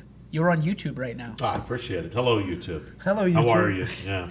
So we're excited. He's out there cutting your vids. So we'll have everything will be. Usually it takes like a day for us to cut all of the stuff. Yeah. Like intern Trey's on it. He's gonna be cutting this stuff. He's gonna be filming. We're ready. We're taking strides. We're beating people in 40-yard dashes. We're Intern gonna play Trey wiffle ball. is quickly becoming one of the goats at YSN. Yeah, he's already a goat. He got thrown in the fire yesterday at Power Hour and didn't even miss a beat. Didn't blink. Didn't blink at all. No, he's a good, and he loves you. He So, he called into the show before. And Yeah. you talked to him. Yeah. Yeah, he called you. Let me He's a guess little what the power hour is going to entail tomorrow. A lot of trash talking. Oh, dude, it's gonna be sponsored by CSI here in East Palestine. There's gonna be so much trash. Talking trash. Bring a dumpster, and then when it's all over, we'll light it on fire because that's what it is right now. It's a dumpster fire. We're just trying to make sure everything goes off without a hitch. But no, I mean Quinn, he's not slow. He's just Yeah. not fast. Okay. Well, again, this is why I would never, ever, ever bring that up. You're next though. Hell no. I'm not with the 40. I'm not gonna Wiffle do. ball. I'm not Wiffle gonna, ball. I'm not doing anything that I can't do. Wiffle ball. Wiffle ball, I will do what is said to be done. Just let me, I just don't think we get a couple of practice acts and we'll have I don't some think fun you with understand how this. far that is. I understand how far it is. I've seen it. It's like 250 feet. I've Oh, seen there it. he is. Oh, Quinn has Lord. entered the building. I feel like Howard Cosell with Joe Frazier and Muhammad Ali in the. Is this like a UFC showdown? Please, not get into Do you want any me to put these here fisticuffs or so you can take a look at 'em? anything of that nature. yeah, shoot. Good Lord, I feel like We'll get used to this side of him because that's all you're gonna see. I can't see that far. See? diabetes from all the Mountain Dews he's been drinking. It's not a Mountain Dew today. Oh, Arnold Palmer. Yeah, it's an Arnold Palmer.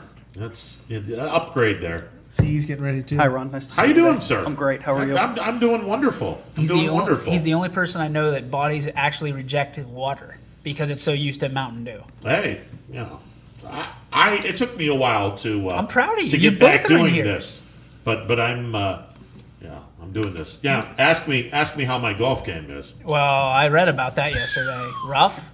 Oh my God! Now, I went to Buck Run. Yeah. Buck Run's a nice course. Tough little course, though. Have not golfed at Buck Run in, I want to say, 30 years. Okay. I remember the first hole.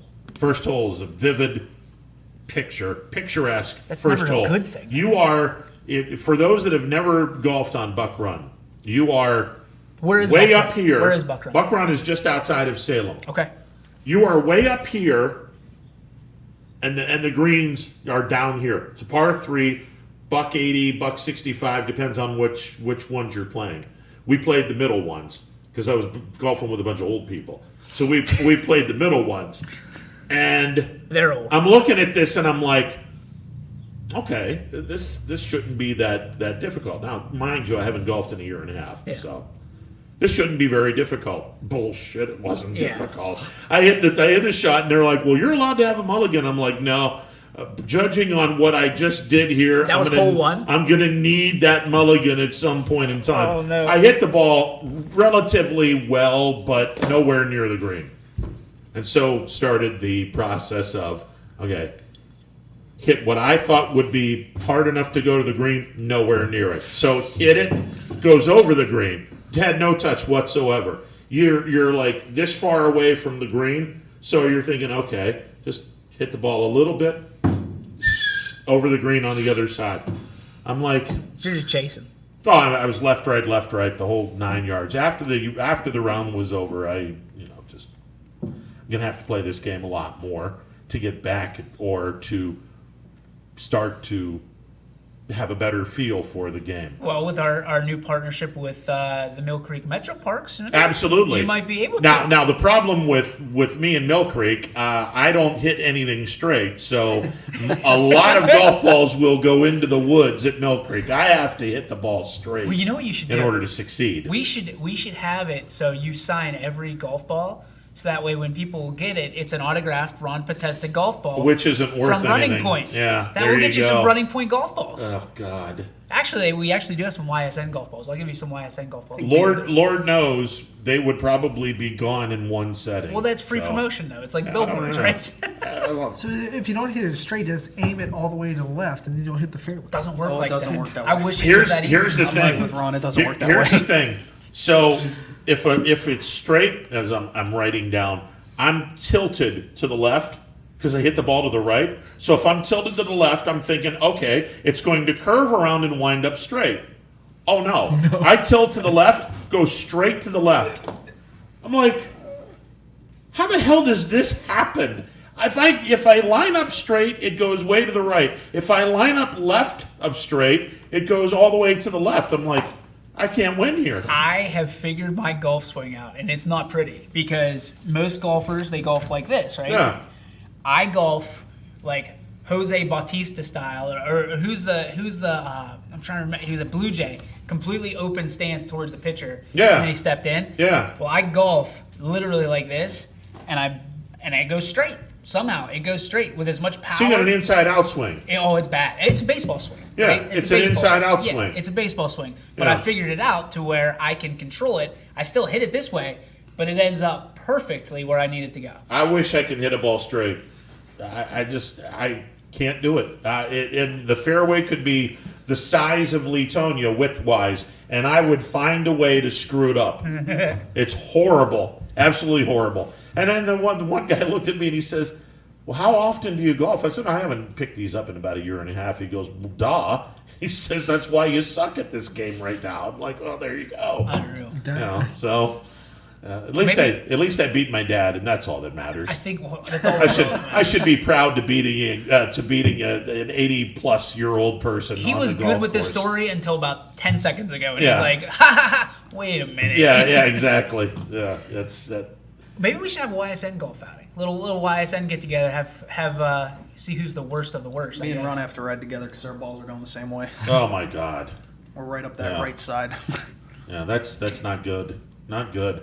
And one of the reasons why I would love to go to Mill Creek, they give the golf lessons. Oh yeah. You know, and that's. See I if we told can Brian, I said, your work's cut out for you if you're going to be trying to teach me how to play this game. I think that'd be worth a little bit of a play for us. Is showing how your game progresses with the great instruction of Brian Tolnar. As we get closer to football season, I would love for us to do, before football season, a YSN golf outing. Sure. Where you invite the head football coaches and just basically have hey, we're going to be doing football this year and we're going to be working together. We might as well have some fun doing this. A little 18-hole action, get Mill Creek involved, after 9 holes, everyone eats all kinds of goodies and, grill up some G. Bourbon Farm steaks. There you go. Goes home happy. I think that would be phenomenal. I think we can do that. I think it would be absolutely phenomenal. So It only starts after Friday, though. After the get Coach Q on the course. You ever seen him play? No. Stud. Oh my God.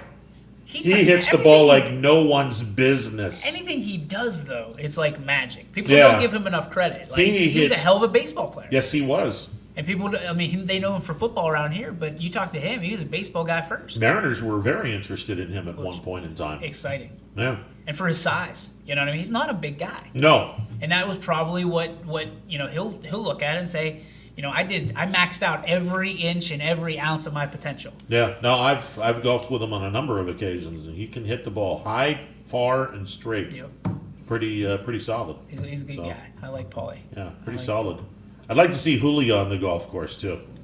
You like to see Julio wherever. Well, These guys are just buddies. Look, if he gets Leetonia into the playoffs, they're going to build a statue I agree, and he deserves it. And he should. So he deserves it. But that's still one of the most underrated fields. I love that field. What, Leetonia? Yeah, I do. Bigger press box would be needed, but other than that, I love it. Yeah. But I think it's in the middle of it's. You come out of the gym, if you come out of the gym, like we did their graduation, and I just kept going out of the gym on the backside, and you look down, and it's almost like what's the one in LSU, the Death Valley. Death Valley. Mm-hmm. It's so cool where you're looking down on it, and you're like, wow, that's where so many memories. Yeah, have I think made. Death Valley's Clemson because they run down that. I'm hill. sorry, yeah. The best part of that is they brought the bell tower. I love it. Back over to the new field. I love that bell tower. Because that's it's a tradition that hopefully that bell rings a little bit more often than it has in recent years. But every Friday, home or away, if the Bears won a game on the road, we come back home, go to the bell tower, yank the chain, let the bell be heard that everyone knows that the Bears won on Friday night. So it's one of my favorite traditions, and so many schools around here have it. Ursuline has it, Salem has it, Leetonia, and it's one of my favorite things because, it's cool, but it's such a communal thing. Yeah. That the entire school gets involved in, and everybody cheers, and everybody rings the bell once or twice or whatever it ends up being for your community. But there's so many of these cool traditions around here, and that's probably going to be one of our questions of the day for YSN in the next week or so is, what's your favorite tradition of a team or sport or school that they do? Because there's so many of it. Around here especially. Dairy Queen after victory is naturally going to be mine. Little League, absolutely. That's my favorite tradition. Yeah. Like the best. And we had one where if you won, you went to the Dairy Queen. If you lost, you went to the Dairy Milk. It's like nobody ever lost, right? Like you're still getting ice cream. We actually, this is horrible to say this. I actually had a Little League coach. We lost a Little League game. And we were bummed out, but we were like, I guess we'll get some ice cream after the game, whatever. Head coach looks at us and says, "Ice cream's for winners. Sprinkles are for winners." I'm looking at this going, wow, all right. It's true though. Okay, we ain't going to get ice cream then, apparently. I was that coach. I had a Little League team, and we were pretty good.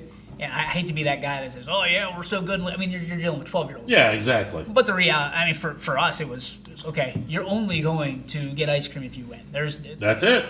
You should be running laps if you lose. Like that's Coach Blood from Mighty Ducks. That was, and then you grow up and you 13 years later you go, well, maybe I was a little rough on them. You look at these kids and that's all they remember from you is, hey, remember the time we lost and you wouldn't let us get ice cream? You made us do like laps. Hey, I don't know. Taught you a little something about life. Hey, I saved you. You're lactose intolerant. I saved you. Quinn, do you have anything to say about this challenge that apparently you guys are going to be doing? It's a joke. It's an absolute joke. All right. I'm going to win. So you're going to win? Or I'm going to win, and I'm going to pop a hamstring doing it. Prediction. I guarantee. I want both of you to stretch because I seriously. Quinn might die. I seriously don't want to. I seriously do not want either of you coming in with oxygen mask on your face or a noticeable limp, walking in going, "Yeah, I won the race, but I pulled a hammy." I'm like, listen, okay. this is all that matters is if you win. This is no holds barred. This is like the championship belt out in the concourse. That is on the line here. And Quinn said, he said, listen, I don't want to do this, but I feel so confident that I'll put my Mustang on the line against your championship belt. Oh, wow. And I said, Quinn, you don't have to do that. No, I do have to do that. Okay. I feel that confident. Yesterday on the Power Hour, when I asked Quinn what his strategy was, he said he was in. I'm going to tackle you. I'm going to tackle you. So are you if I fall behind, to- I'm tackling Have you you from seen behind. the agility of the guy sitting to your right? I actually want to see that. If someone falls behind, I want to see a shoestring tackle, and then both are doing the hands and knees thing, and The Ricky and- Bobby? yeah, the Ricky Bobby thing, and he wins. So I mean, both of it's completely illegal, but hey, he won the race. They're both disqualified. None of this is remotely legal, but it was entertaining. No, I mean, my thing at the end, when you look at this, if Quinn can tackle me from behind, if he's behind, then he should have won the race in the beginning because I'm going to blaze right by you like a shooting star, and you're going to say, man, I'm just going to make a wish on that guy. Yeah. That's all it's going to be. Whatever You're going you to say, say. was that Deion Sanders? Whatever you say. I know how all this is going to work. You're going to lose, and then you're going to come back at me for something else. It's a never-ending battle with you. I didn't come at you in the first You place. started this. You started You this. started You it. said you were You said- faster than I was. Because I am. There you Okay. go. We didn't need to make a challenge out of this. Yes, Okay. Your Honor. Well, this should be fun. This should be a fun time, and we are not. We're in the dark. Anthony and I are in the dark as far as where this is going to be held. I'm in the dark, too. I have no idea where You it's can going to be. held. probably make a couple guesses. Firestone Park. Why the hell would we go that far? I don't It's gonna be know. close. I mean, it's It's going to be pretty- close. It's going to be close. All right. It's gonna be, all right. That's Intern trades in the house. pretty sure. Oh, Oh, we're on. We're on. Yeah, we're on. No, I'm with it. I can't wait because I'm going like on Saturday morning when I make my scrambled eggs and what is typically referred to as toast. I'm just going to call it Quinn bread Wow. because it's. All right. I mean, there's a smell out in the air right now. And Wow. it smells like burnt Quinn. This sounds an awful lot like East Palestine chatter. Oh It yeah. is. That's all it is. All right. Well. What's funny is you put a microphone in front of him, he won't talk. But out there, like between bites of whatever he's eating at the time, he'll chatter. You guys do that. I'll enjoy my Reese's peanut butter Atta cups. boy, you drink your 6 waters and a Reese's I'm cup. drinking my 6 waters, and I'll get my 3 miles in tonight. And I'm just going to sit back and go, hopefully neither one of you hurt yourselves tremendously. I have a wiffle ball challenge of my own to get ready for. You gotta so. prep up for that. What's I the don't need- strategy? There is no strategy. See the ball, hit the ball. You're not even gonna. I'm in Tony Gwynn school. You're not even gonna go in the front yard and swing a couple of wiffles. See the ball, hit the ball. Oh boy, I'm good. Oh. I'm good with this. If you strike out, like what happens if you strike out? 3 strikes out of 10 swings. That could be a problem. Yeah. Yeah, that could be a problem. That could be a problem. That's something that you don't bounce back from. Do you think that's a realistic possibility? Oh, I think that 9 strikes could be a realistic possibility. Yeah. And then the one that goes off the building, and I'll be like, walk-off There it winner. is. The greatest walk-off of all time. I mean, I screwed up 9 out of the 10 times and didn't hit the ball, but the one time I hit it, I hit the freaking wall. Yeah. There you go. Go run off the And that's wall. all that matters. And listen, You said if all I got to do is hit one. You got to hit one. So if I whiff on 9 pitches and the 10th pitch in celebratory Roy Hobbs fashion, I beat the crap out of the wall. Bat flip, and there you go. Are you gonna run it out? Are you gonna run out the last one if you go yaya? Hell, if I run, I'm gonna die. No. He's gonna do the try. Are you gonna walk? You're confusing me as an athlete here. That's not happening. That athleticism went bye-bye years ago. So just so you know, I've invested in multiple baseball or wiffle ball bats for you. So you will have your pick of wiffle. Like you need to bring them in here then. Why? I just want to see firsthand what I don't want you what we have doctoring to- up any of the bats. I'm not doctoring anything up. I want to make sure what I see here. You'll see him on the morning. What are we gonna do this? By? I have no idea. When do you want to do this? Friday morning. See, he's already running. You're running. That's fine. No, man. I need before. I need to loosen my muscles up. I need to loosen some just stuff stretch- up. Loosen stuff up here. muscles. Hey, this is getting this to move. That's I mean, obviously my shoulders have to be in really, really good shape to have this fat tell you, thing on top of me. There's not many people that can pull off the Hawaiian shirt, and you are rocking it, my friend. It's basically you and Andy Reid. That's all we got. This is this was purchased 20 years ago, and it still fits. It's sharp. So, I mean, it doesn't fit as good now as it did then, but it still fits. And Would you say in a beauty contest between you and Andy Reid, who would bring home the blue ribbon in the Hawaiian shirt? Do you have confidence in that? I mean, if blind people are judging this, I'm going to say we're both winners. But I mean, Andy and I, neither one of us look good. You guys rock. Regardless of Hawaiian shirts or not. You I can mean, both share a cheeseburger really well. So. Oh God, yeah. That's something we have in common, no doubt. What's the Potesta cheeseburger look like? I don't eat cheeseburgers. You don't eat cheeseburgers? I don't put cheese on my hamburger. So it's just hamburger. It's a regular hamburger. Hamburger, pickles, ketchup, lettuce.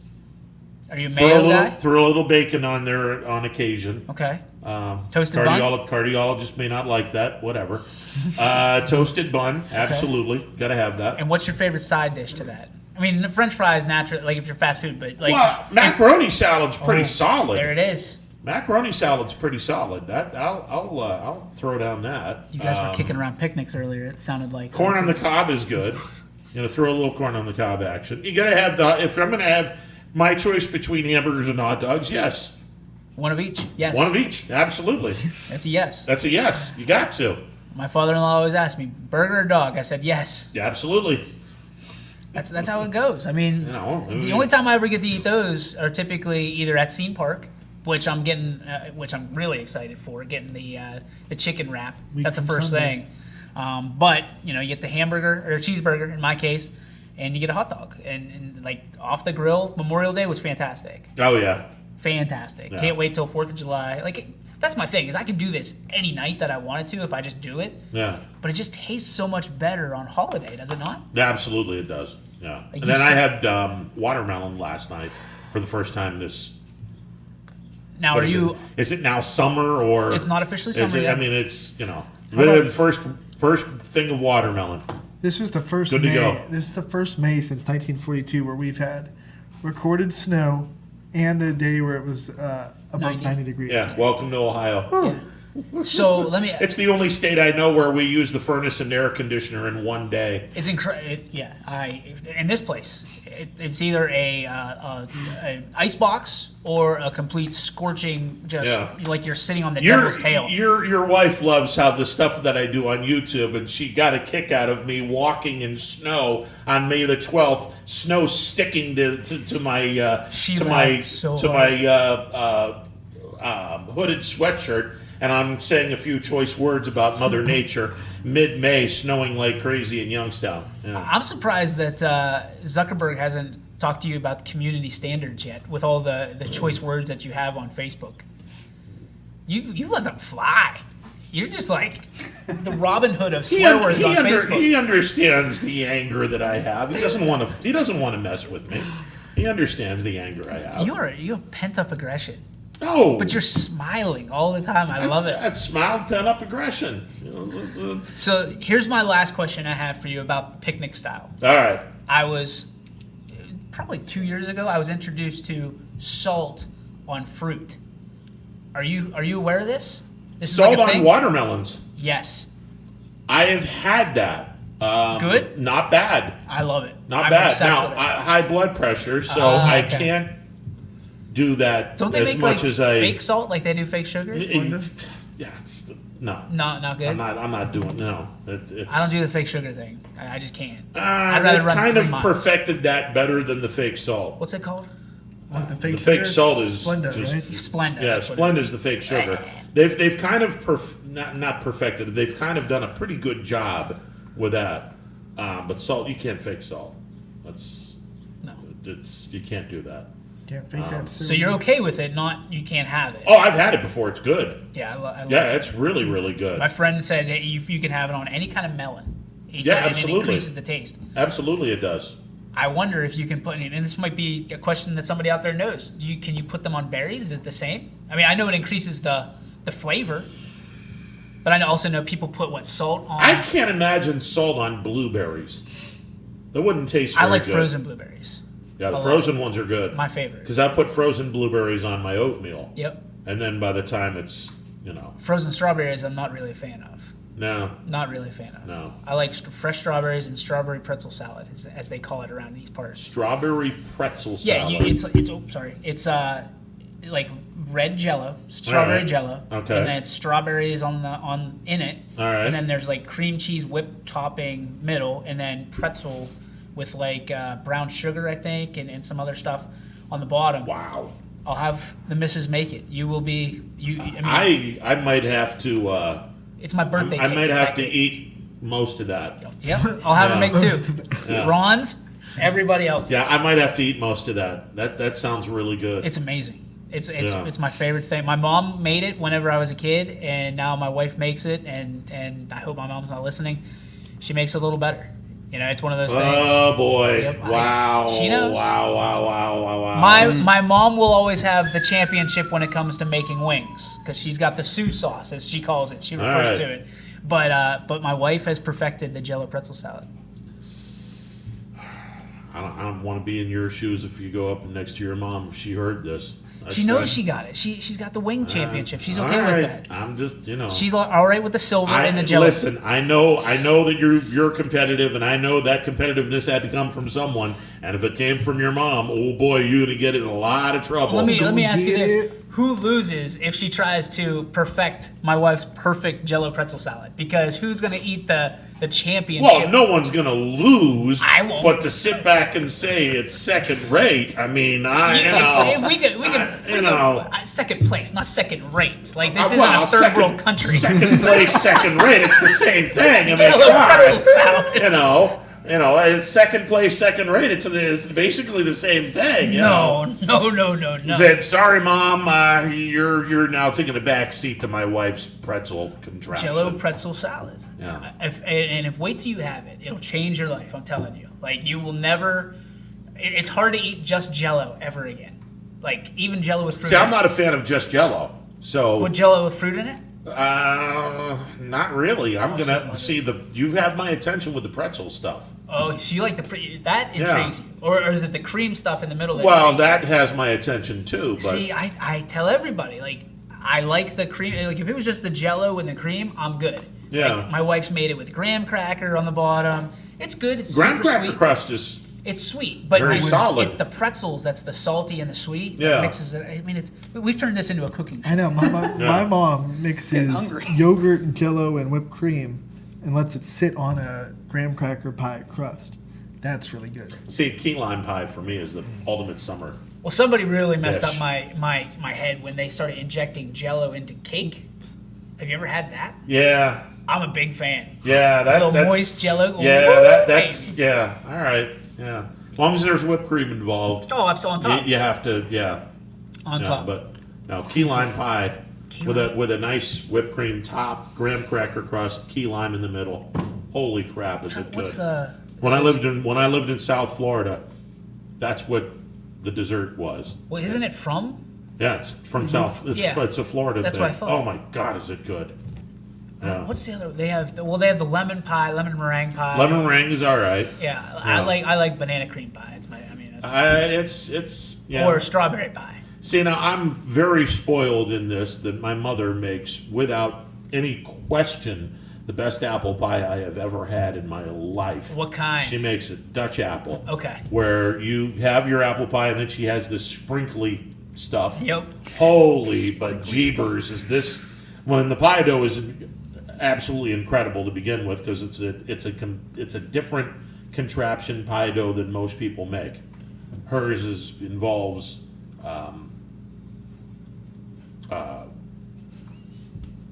cider vinegar. Apple cider vinegar. Yeah, apple cider vinegar with flour and. So you're actually losing weight while you eat the pie. No! She's got something figured out. No, I wish that were the case. I would be eating the whole damn thing and then say, "Hey, look at this! I'm losing weight left and right." No, it doesn't happen that way. So we can have one day where I bring in the jello pretzel salad and you bring in the apple. Oh pie, yeah. And we're set. Like we'll all die of diabetes. And Wilford Brimley will be providing the diabetes. You're gonna get a box.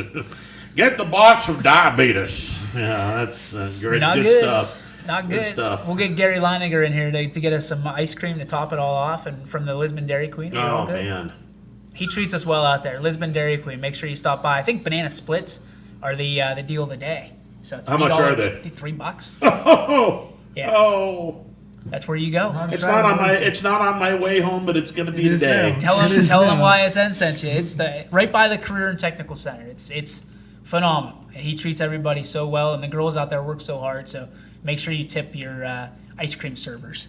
There you go. We got to take a time out because we got to talk hockey. I got Tom Callahan going to be calling in. We're going to talk hockey. 2014 playoff. Go Pens. And you would think my Sabres would be in the playoffs. Hell no, they finished 25th. Oh wow, that hurts. That hurts. That hurts. That hurts. Oh lordy. All the kids are invited except for them. Yeah, you're not invited. You didn't do enough. Yeah. Ice cream for winners. Get out of here, Buffalo. you loser. Get out of here, you loser. Oh well. All right, 330-886-0813. We will talk some hockey with Tom Callahan coming up in a bit. Again, a reminder, Friday, maybe we'll have the winner come in to talk about the strategy and what went through the head of this 40-yard race. When you win in those, the value is going to skyrocket. I mean, these will be available. These will be available on eBay after and I'll even autograph them if you want. Put them on the YSN shop. No, I don't think we can do that legally, but I can put it on eBay and I can put it on the Facebook Marketplace, and we'll have Quinn autograph the backside, the side that he'll see so well. Wow! And then I'll autograph probably in this gold part here because it's gold. Oh, that's what winners get. That's good. That's good. And someone gets ice cream and someone won't. So there you go. Yeah, we both win. Yeah, we're both getting ice cream anyway. Yeah, okay. Well, you're both getting ice cream. All right, whatever. We're going to take a time out on the other end. More of the insanity without the food and all that other stuff.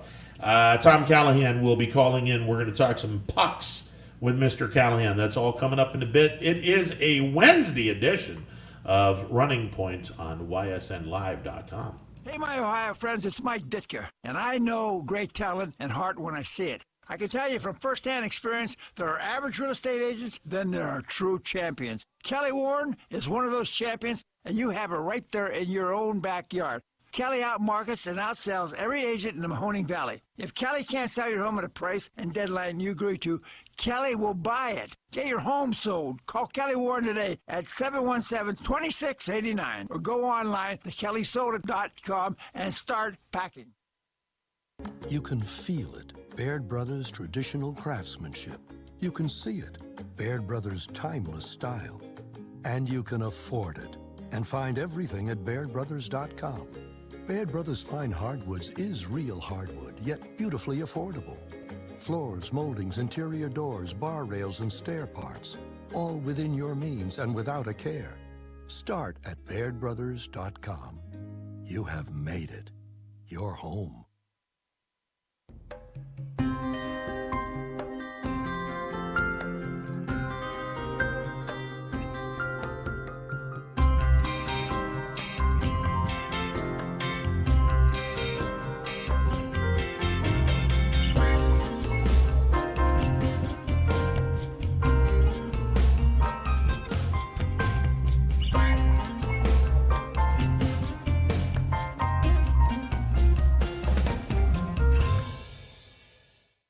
teams work hard and give it all they've got. Well, so does ours, because 21 Sports and YSN give you extra effort when covering local sports. 21 Sports and YSN, winning coverage of our Valley's teams.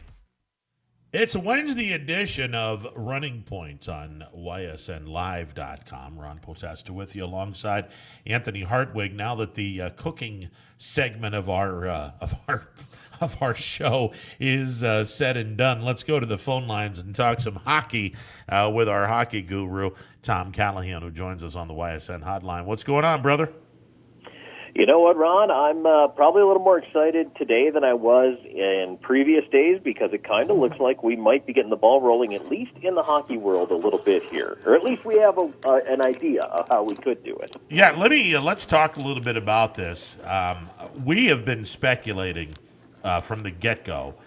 If the National Hockey League becomes the first of the four major sports, and that, of course, being the NFL, the NBA, Major League Baseball, and the National Hockey League, if the National Hockey League becomes the forefront for getting out of the pandemic portion of society, how big of a popularity hit or a popularity boost does the National Hockey League get?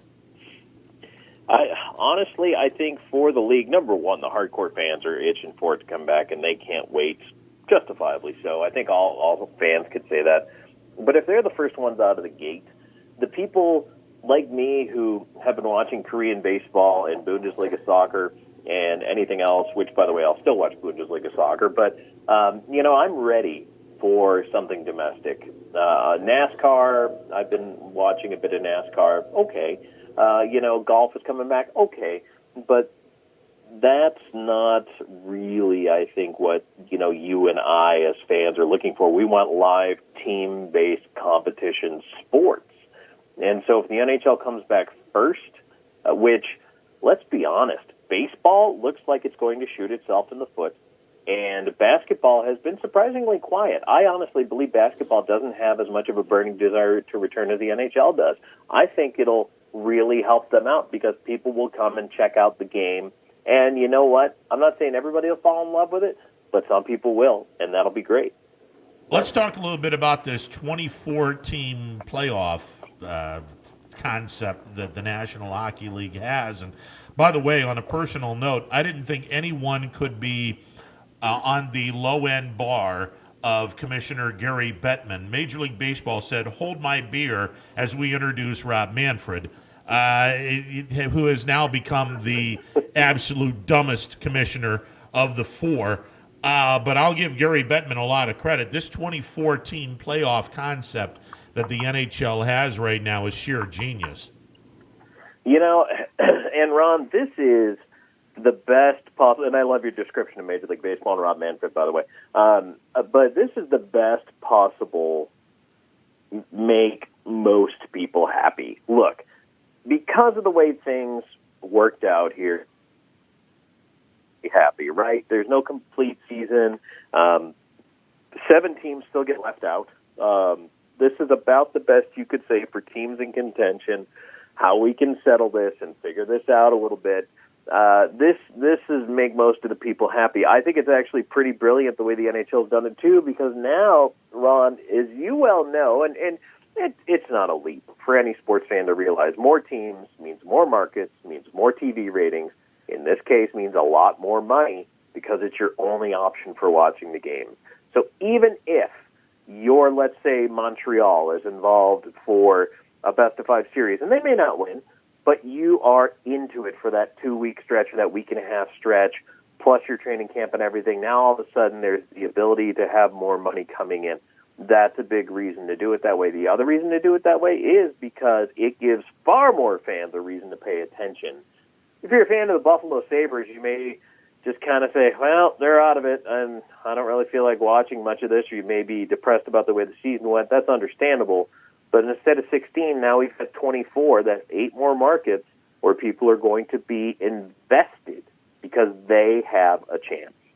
Well, and Buffalo's a huge hockey market, and whether the Sabres are in the playoffs or not, you're still going to get respectable ratings in Buffalo. But the fact that the Sabres finished 25th, yeah, that's a little stinging for an organization that has been trying for the last 10 years or so to get out of the way of themselves. And here's another year where Buffalo's not going to get into the playoffs.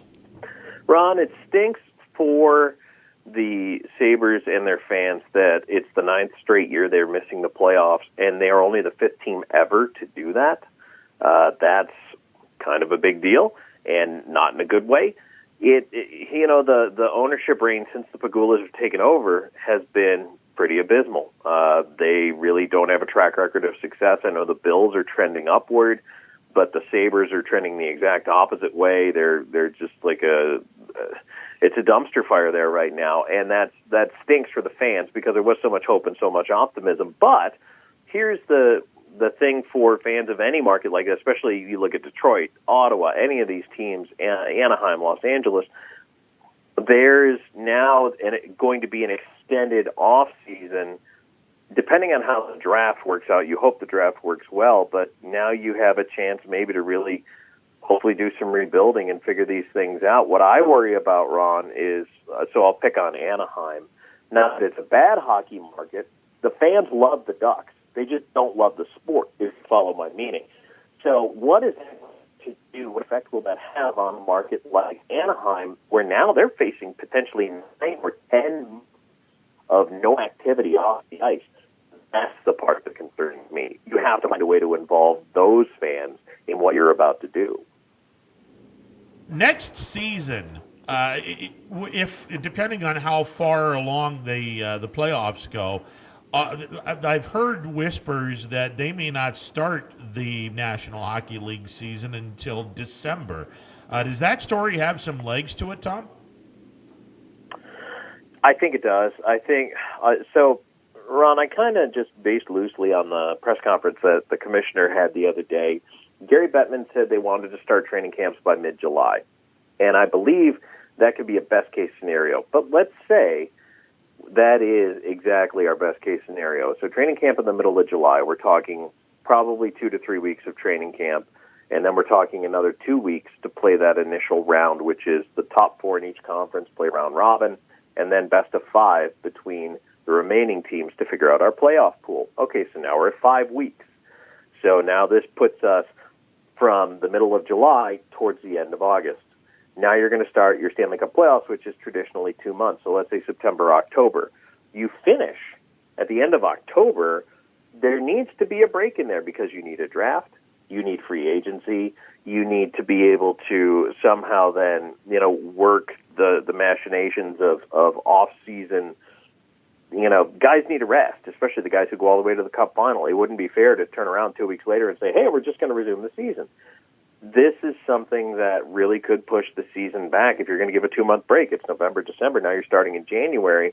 What that doesn't jive with, Ron, because they will have to start late, is how they're going to play 82 games, which the league says, we need to play 82 games. This has to happen.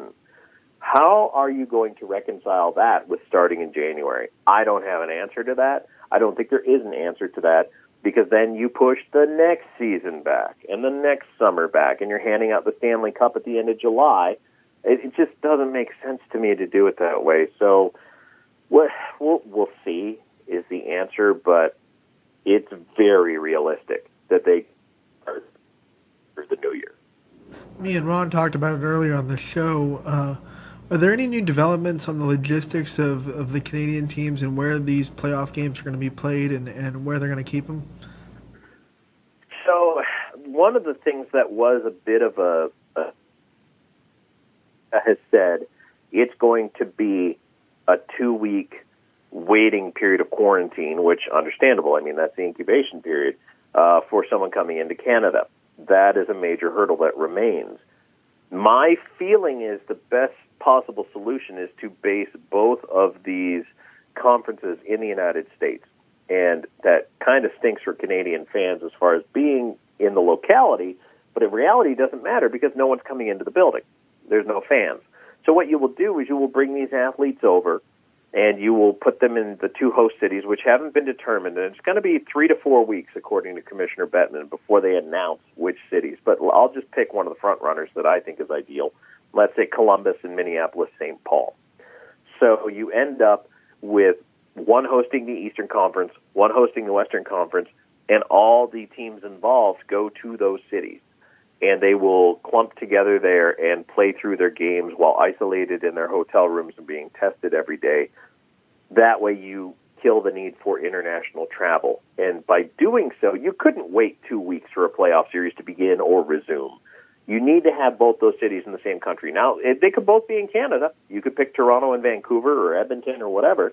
I just believe the United States is where we're going to end up seeing this happen. And so they'll have to clear quarantine and come through and do all this. And that's why athletes are given the heads up right now. Phase 2, which is starting to open now, workouts of groups of 6 or less, skates of 6 or less, no coaches, minimal contact with training staff. I think this is giving the players the heads up, hey, you need to start making plans to come back to North America and get ready to resume the season. And this should, theoretically, month and a half, be enough of a heads up. All right, now I'm going to play devil's advocate Canadian style. Most of those kids in the National Hockey League reside in Canada.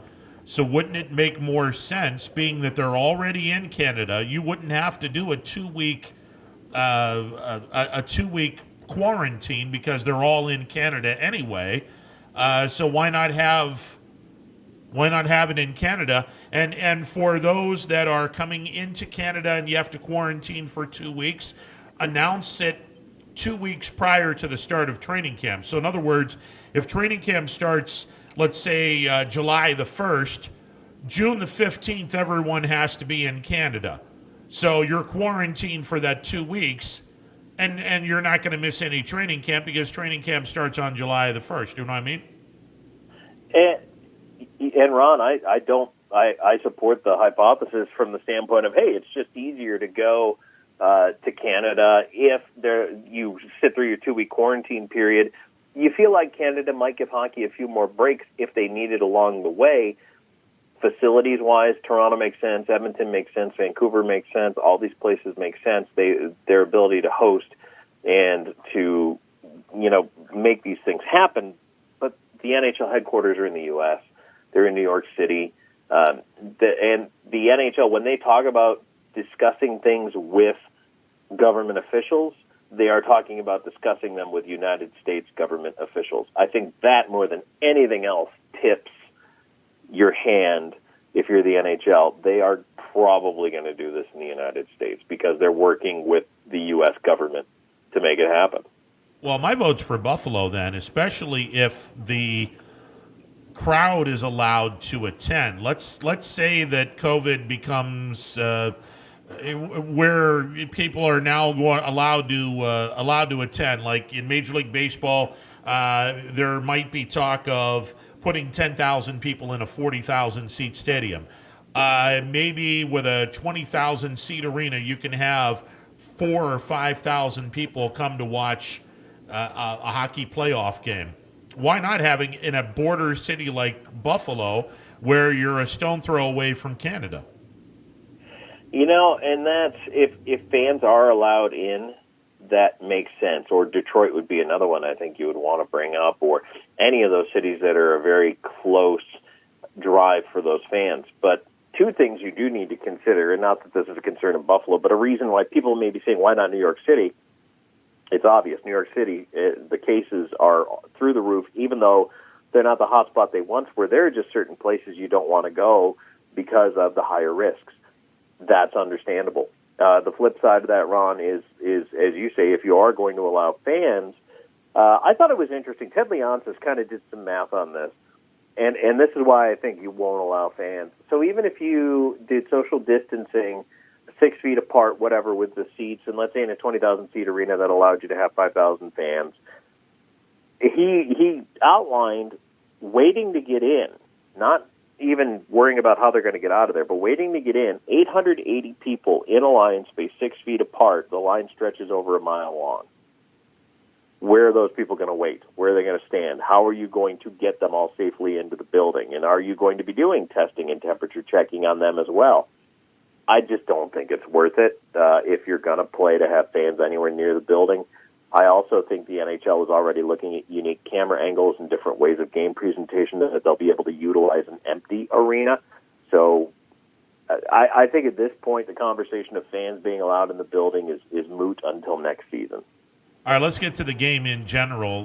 The Penguins lose another offensive stalwart, and it seems like guys are dropping left and right. We're not even playing hockey, and guys are dropping left and right. Yeah, the Penguins are going to be one of the 24 teams, but realistically, how far can the Penguins go? This has been an injury-plagued year to begin with.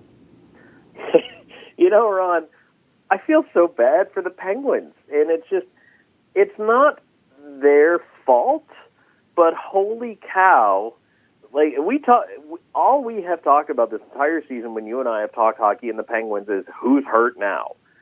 And as you mentioned, we're not even playing hockey, and it's mind-blowing to me what this team has had to go through. Realistic chances, though, they're going to come back. They will be one of the teams, I think, that, and this is where the arguments from teams that were going well and were playing well come in, that it's not quote-unquote fair. Because in a 5-game series, you run into a hot goalie from the other team, you can get dusted. You could lose just because you don't get it going in time. And that's why I think it's important that teams ramp it up as much as they can and extend training camp to what looks like 3 weeks. So, but the Penguins have a realistic chance because they still have a lot of talent. I mean, you look down the names on this roster, and there is a ton of talent. And I understand there's a cloud right now over Matt Murray and Tristan Jarry and what they're going to do with the goaltending situation, and which, by the way, I think a lot more has been made of than needs to be made of it. I think it's a little too much. Murray is still an incredibly capable NHL goaltender. Tristan Jarry is still a kid who's going to need time to develop. I'm not ready to throw the baby out with the bathwater. I feel like the Penguins have a strong chance if they get in and get it in gear. That said, isn't that the challenge of every single team out there? The reason why I like the Penguins, I think they have the coaching, as they have had all season, to be able to do this. I really like the Penguins as far as being a veteran team as well, Ron. I think that plays into it. They're not a younger team. They're going to be able to pace themselves into this properly. And I believe they have the leadership to get ready and get going. So I actually think things play out in favor of the Penguins. Are there any teams that you see can benefit from the little break where maybe they can get a little bit more healthy than they were? Maybe they can bounce back from maybe not having a lot of momentum heading into the downstretch, but still very talented teams like that you think can make a run? Absolutely, and I think there are a lot of teams around the league that get big names back, including Pittsburgh with Jake Gensel, if he's able to make it back, which he should by then. I'll tell you, the other teams that come to mind, Vancouver, you want to talk about a team that was in trouble and spiraling out of control that has now made this 2014 playoff because their goaltender, Jacob Markstrom, who carried them all year, was hurt. So now Markstrom will be back. He'll be healthy, and he is the reason Vancouver went anywhere this year. So that's a big one. St. Louis is going to get Vladimir Tarasenko back, and he is probably the most lethal player who missed time in a major way this year. Tarasenko missed a ton of time. And St. Louis thought, well, if we run all the way through, we just don't have Tarasenko. Well, now they might. And he can come back and be healed and ready to play. Even if he comes in one of the later rounds, that's still an incredible weapon to add. And there are cases with other franchises where these guys, players can be added and will come back, and that does a lot of teams. But Vancouver is by far and away, with the re-addition of Markstrom, that bolsters their chances. I don't think they're good enough to make a deep run, but he could steal a series or two for them. Well, and Vancouver is the J.T. Miller, and J.T. Miller is born and raised in East Palestine, Ohio, where the YSN studios are located. So we're closet Vancouver Canuck fans, hoping Vancouver does make a deep run in the Western Conference. You know, and I think, and Ron, we've talked about JT before, I think he's one of the reasons why Vancouver was able to get it in gear this year, and I think a very underrated member when he was with Tampa Bay. I think that people did not appreciate his contributions as much because there was, let's face it, there's a lot of star power with the Lightning, and a lot of people looking at players like Point, like Stamkos.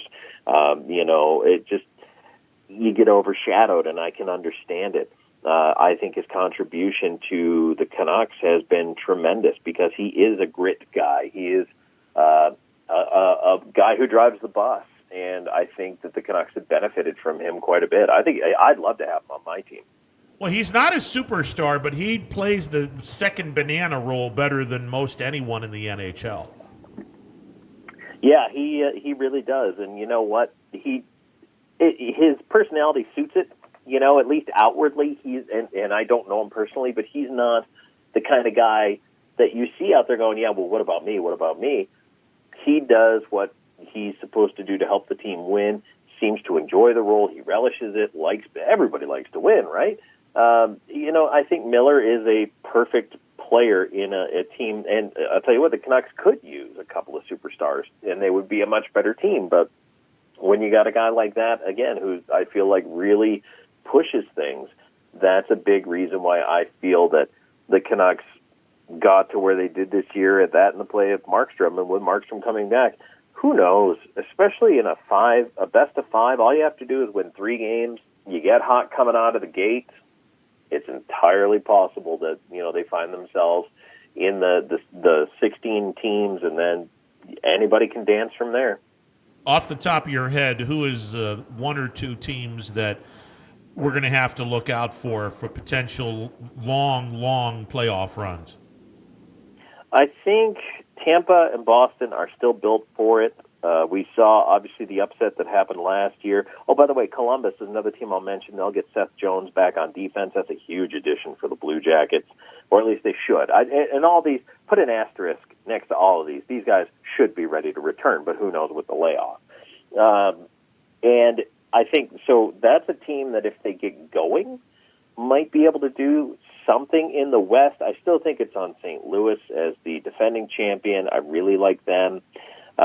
I'm still not believing in Edmonton just because I feel like Mike Smith can win you a series, but he can also lose you a series in net for Edmonton. So I don't think they ever really had a chance to rectify that, and they didn't. So, St. Louis is a big one for me. I wonder, Ron, if any of the teams getting in that might not have otherwise, like the Islanders, the Canadiens, are they going to do any damage? It's so hard to say, but I can never count out a Barry Trotz coached team, so I will say the New York Islanders have some dark horse potential here. Yeah, it was a perfect segue because I was about to ask you if you had to pick one team that you could say a dark horse Stanley Cup champion, who would you kind of pick? Sure, and so that would be my Eastern pick. And out West, you look at the teams that have gotten in here, and a lot of it centers around the Central Division. Nashville was playing really, really well and might actually benefit from having a layoff and now a new coach coming in and being able to have a training camp where he can install his system and really retrain the players instead of trying to do it in the middle of the season. I think that perhaps the Predators could benefit from that in the West. But I do like Dallas. I like the way the Stars are built. I feel they have a lot of talent on that team. I can't call Colorado, by the way, a dark horse. I didn't mention the Avalanche. They have to be listed as one of the favorites. But I feel like they're still, to a certain extent, playing in the shadow of St. Louis. And so I will not call it surprising if Colorado does well, but I think a lot of people overlook them because of St. Louis being in the same division, and you definitely should not overlook the Colorado Avalanche. All right, Tom, before we let you go, obviously you're also a baseball fan, and it's pretty apparent that the Players Association and the owners distrust each other. We had Major League Baseball writer John Parado on, and he said, as much as I hate to admit this, being a baseball reporter, I think Major League Baseball should have a blackout in terms of their progress or lack thereof in the negotiation period. Do you agree with that? And do you think that when it's all said and done, we will have baseball on July 4th? Oh, Ron. So I'm going to go ahead and say no. There's no baseball on July 4th. As much as I want baseball to come back, baseball, it looks right now, baseball is going to miss the season. I really feel like we might end up with another 1994 on our hands because of money. And there's the owners are greedy and want to hold on to as much of their money as possible. The players are greedy and want to hold on to as much of their money as possible. And I'm not saying that in a negative way. That's understandable. However, I feel like this is now about money. And so when you talk about a blackout, there is nothing that turns people off in general conversation, especially when it comes to sports, faster than involving politics in sports or money in sports. It's polarizing, especially because most of the fans, 99% of the fans, cannot comprehend the money these guys make. And to all of us, we think to ourselves, are you kidding me? You don't want $6.5 million this year? Okay, maybe you were supposed to make 20, but $6.5 million? Do you know what I could do with $6.5 million? It outrages millions of people to think that way. And that's the natural thought process. So maybe they should have a blackout over this. And I hate to say it, Ron, but I really feel like everything I've been reading, coming out of both sides, they're miles apart. I don't see how they're going to fix this. And they're going to miss, and it's not going to be because of health-related concerns. It's going to be because they couldn't figure out the monetary aspect of it. And to me, that is what's going to kill the fans the most. They are going to be angry about that, and it's going to linger. The effect of this will linger if they don't get it in gear.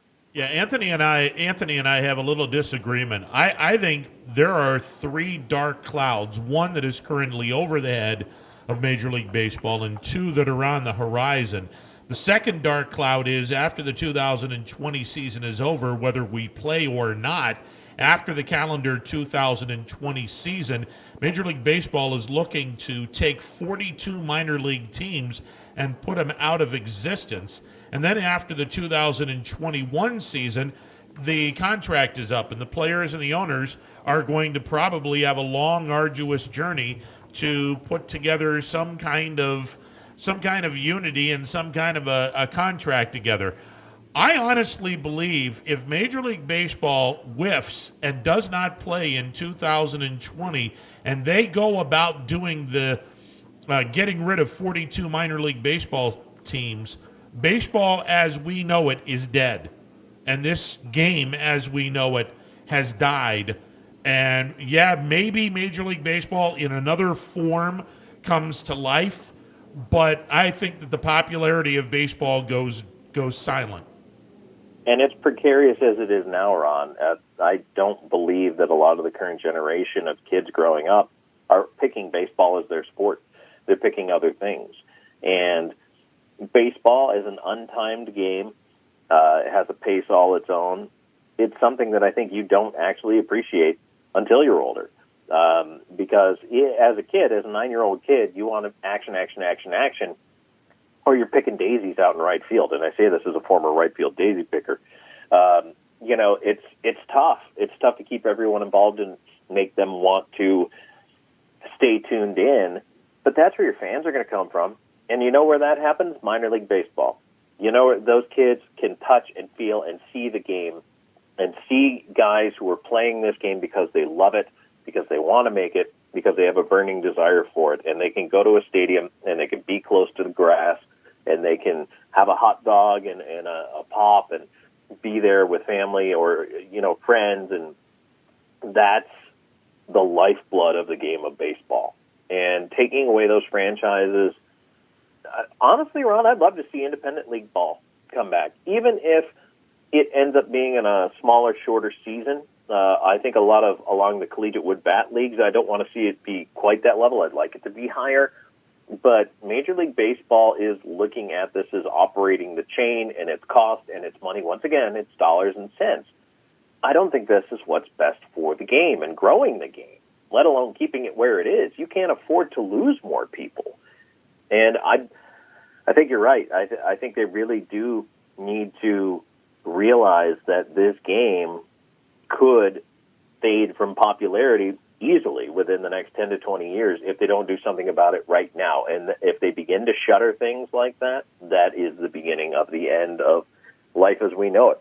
The major leagues will continue, and some of the top minor leagues will continue, Well, you'll have less kids playing the game, less talent available. It's just going to go away in popularity. Well, and I've said this. I mean, one of the major problems that baseball has had, we have not had a day World Series game in forever. And I understand television ratings and the TV network executives are going to determine that they want to have, a primetime audience. But, you haven't had a day baseball game in 30 some odd years. That goes hand in hand with the argument that Major League Baseball took a back seat to the National Football League in about the mid-'90s. They officially took that back seat. That was the first wave of kids that didn't get an opportunity on the East Coast and the Central Time Zone to watch a World Series from start to finish. And now you have hardly any kids that encompass 85% of our nation's population in the Eastern and Central Time Zone. Most of those kids don't watch a World Series game or watch the entire World Series from start to finish because we don't have day baseball. And that has affected 2 generations of baseball fans. The future of this game is not in good shape. There is a reason why Major League Baseball's average age is by far the oldest of all the four major sports leagues in this country. Yeah, and it is, Ron. It's an untimed game.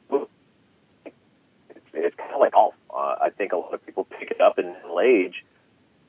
The youngsters, for one, see more time. Activity I would like to spend 4 hours doing, where half your time is spent waiting for the other guy to hit the ball. So that's kind of the same thing with baseball. Is there's 7 guys out there on the diamond waiting for the pitcher and catcher and batter to do something. And if you're one of those other 7 guys, I don't know that you're selling that game to this generation of kids as something that's exciting to do. It's hard, but you're also, if you don't put that product, the professional product, whether minor league or major league, in the hands of as many of those kids as possible and give them idols and people to look up to, then you are going to kill the sport. That's just the way it is. And it's sheer numbers, because if you're not playing, you need to be watching. And if you're not watching, you're not thinking about baseball at all. And if you're not thinking about baseball at all, there's other things that will fill up your time. No doubt. Hey, Tom, always a pleasure. Look forward to hopefully talking playoff hockey very, very soon. Thank you, Ron. Always appreciate you guys having me on. And, yeah, hopefully we're talking training camps here in July, and then we can start breaking down some matchups. Yeah, that would be fun. That would definitely be fun. Fingers crossed on this. Always a pleasure, sir. Thank you, Ron. Take care. You got it. Tom Callahan, our hockey guru, talking some pucks. God, I hope we can get some hockey. I mean, it's weird that we would talk hockey in July and August because normally that is the off season. But, 2020 is already screwed up in a lot of ways due to the pandemic. And look, if we have to crown a Stanley Cup champion in early October and then start the next hockey season in January, so be it. I like what he said, because when he talked about the teams that could you'll make a run. Man, the Avalanche are so under the radar because they're in the same conference as the Blues, and they have all the talent in the world to go win a Stanley Cup championship, and no one talks about it because they're overshadowed. So I wouldn't be surprised, and I know he wouldn't be surprised if the Avalanche go in and win a Stanley Cup.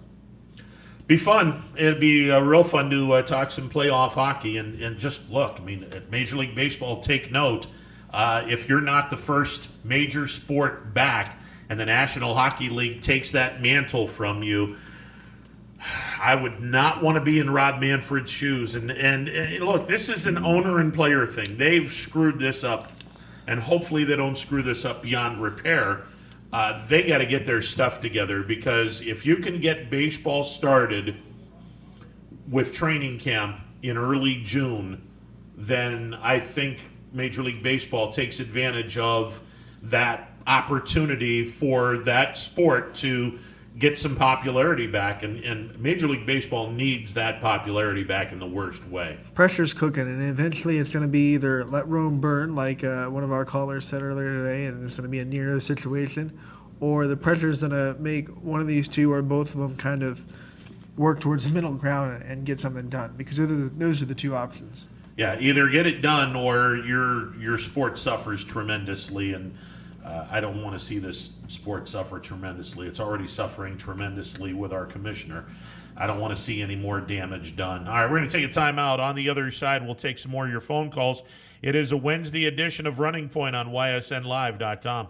They say American craftsmanship is making a comeback. Of course, at Baird Brothers Fine Hardwoods, it never went away. People are floored by Baird Brothers' authentic hardwood floors. They stare at our stairs and adore our doors. Baird Brothers reflects 3 generations of family craftsmanship. Visit our huge in-stock selection in person or at BairdBrothers.com. Baird Brothers, our family's heritage, your family's home.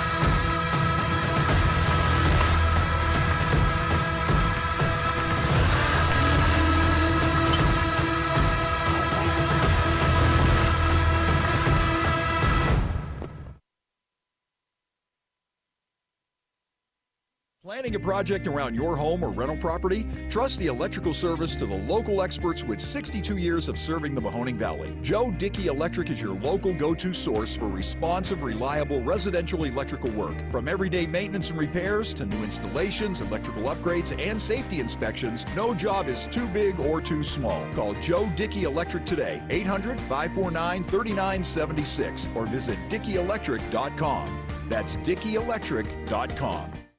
Myers Family Insurance knows the importance of a great team. Our team continues to grow to help you with your Medicare and retirement needs. The annual election period is here, so it's all hands on deck to make sure your plan still meets your needs for 2020. Call us today. Wednesday edition of Running Point on ysnlive.com. I just learned a lesson. You dug in that Reese cup. Yep. Dug it in a little too quickly. Yep. Doggone it. Peanut butter will do that to you. Oh, my goodness. All right, 330. Man, I hate when that happens. 330-886-0813. That is the number to call with you right up until the top of the hour. And, all right. Yeah. You good? I'm good. All right, so obviously our boss can hear us, but who do you got in this 40-yard dash on Friday? You know what? If if they were both on even ground, I would take Quinn because he's younger, he's got the longer legs. But I've seen how serious DJ takes things when people challenge him and people think that he can't do something. So I know that he's not kidding when he says he's been training for it. And so I think DJ just kind of we talked about it.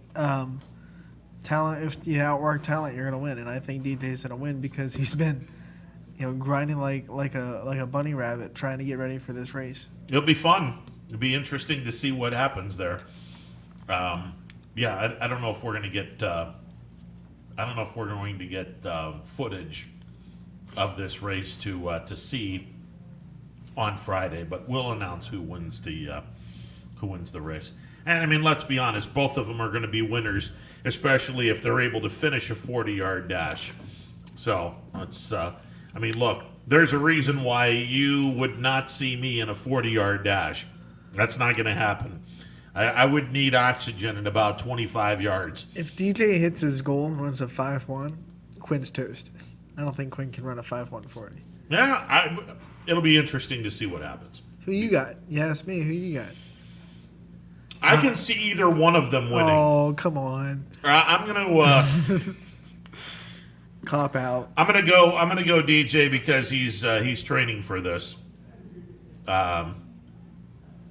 Yeah, he has a very competitive nature about him. So yeah, I'll go DJ on this one. I think both of them will hopefully not kill themselves doing this. So we'll see what happens. The big thing is both of them coming out of this healthy and will, have our company at full strength, and no one kills themselves over this whole thing. So. Well, we are one day closer to baseball at Scene Park, my friend. Yeah, 1 week from Sunday, we'll get that thing started, and Tuesdays and Thursdays, doubleheader, Tuesdays and Thursdays for me. So I get to do. Well, 2 weeks from Sunday. Yeah, 2 weeks from Sunday. 2 weeks from Sunday. We'll get that thing started, and it should be a good time. I'm looking forward to a shortened season, nonetheless, but jam-packed. I mean, they're jam-packed, absolutely. In time, but they're squeezing a lot of games into about a month and a half. Yeah, absolutely. Fingers crossed, Mother Nature. That's the other part of this. Mother Nature is going to have to be really, really good when it comes to the weather. You can't have a lot of rainouts. Last year we had an unbelievably rainy July, and then we had an unbelievably dry August. Yes. So hopefully that reverses. Yeah, that would be nice if you can get July to be a very dry month. I think that we can probably get everything in, and then onward to football. Hopefully, knock on wood, we get a complete 10-game football season in. So I think everything goes smooth with baseball. Then football is just get a full steam ahead, 10-game schedule, the works. So. Yeah, and it's encouraging that everyone is now jumping in on the fact that even out west, with a conference that I thought was in serious trouble, the Pac-12, knock on wood, it appears that everyone is now getting on the same page, and we're going to have college football. Now, again, I don't know if it's going to be a normal college football season. That's to be determined. There's still a lot of... It's just how you define normal. I don't think we're going to see like the Buckeyes have a packed stadium. I don't think we're there yet. No. So it's not going to be normal in that sense. No. But I think if you're looking at a third of the stadium, okay. Now, here's the real question.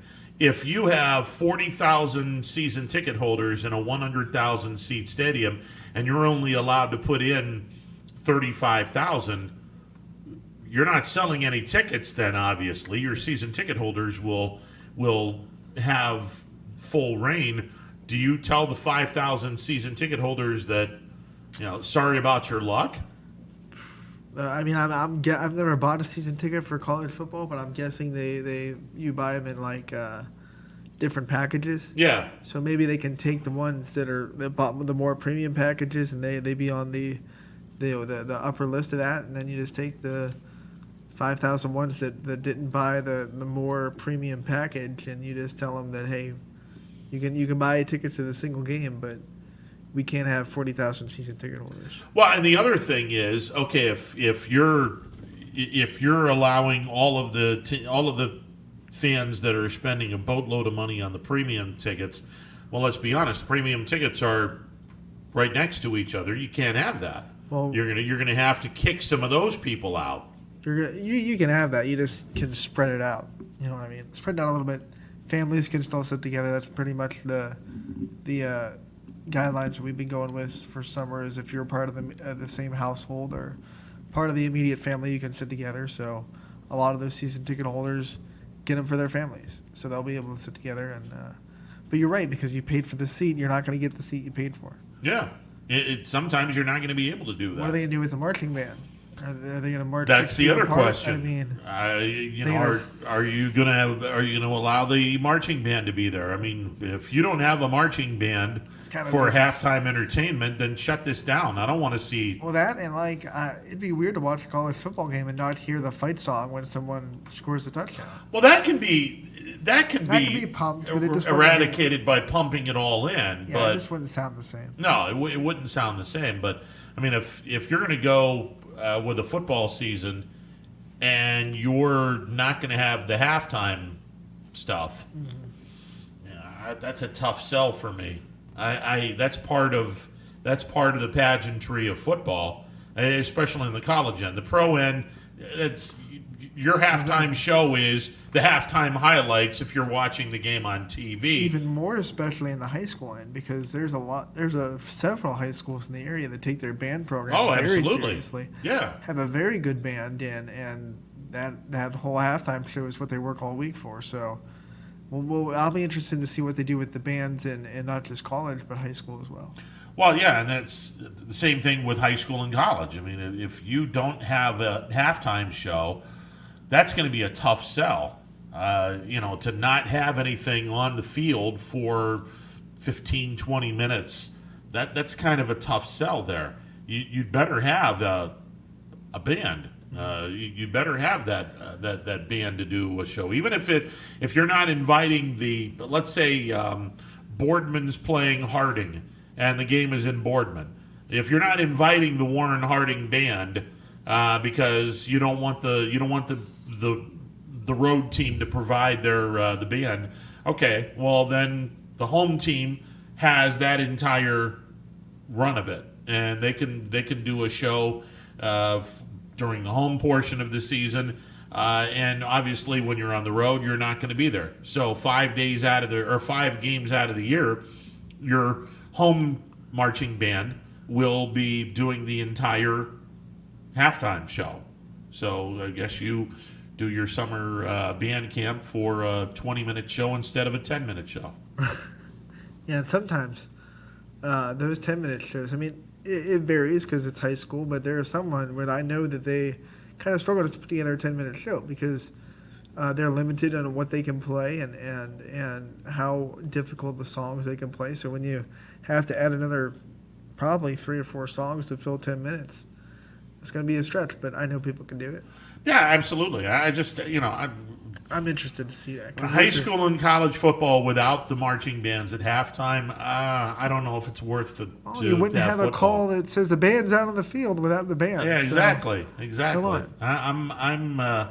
You better have some sort of a marching band on the field at halftime because that's not when the ball's in play. Yeah, exactly. That's important. That's going to be just as important as the product on the field this fall, football-wise, whether it be high school or college. And again, the pros, you don't have a band to begin with. I mean, it's just if you're at a football game, there is a halftime show. Sometimes it is a band. Sometimes it's a novelty act. Other times it's not much of anything. Imagine a pre-recorded halftime show if we go into that venture where the marching band isn't on the field but they record the songs. That wouldn't work at all. It wouldn't work. But yeah, if we're pumping the fight song in after touchdowns, and that might be the reality where the band pre-records their music during the week and they play the halftime show. Yeah, and again, marching band on the field before the game playing the national anthem. What do you do? I mean, okay, yeah, you can play the national anthem via a CD. Yeah, it's been done millions of times over in baseball, basketball, hockey. But there's something about high school and college football where you want to hear the home school do the national anthem. It was so cool because I used to live in North Lima and I was right down the street from the high school. Even if you weren't at the football game, you could hear the band. Sure. And that's always just fun, go out, sit in the front porch, hear the halftime show. Absolutely. Absolutely. So, look, hopefully we have as much normal. It just shows there's a lot of logistics to work out besides what goes on the field. And I don't envy the people, especially in these big colleges, that have to work all that out because there's a lot to work out.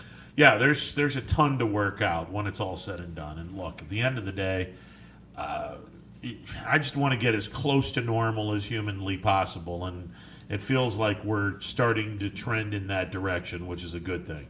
just happy that baseball is back and softball is back too. They're the first USA affiliated tournament in Ohio is happening this weekend in Ashland. So softball's back, baseball's back, and that's always fun and exciting. Now let's get the major leaguers to get Nice. back as Let's well, go. and that would be nice. And that We would said be it before. fantastic.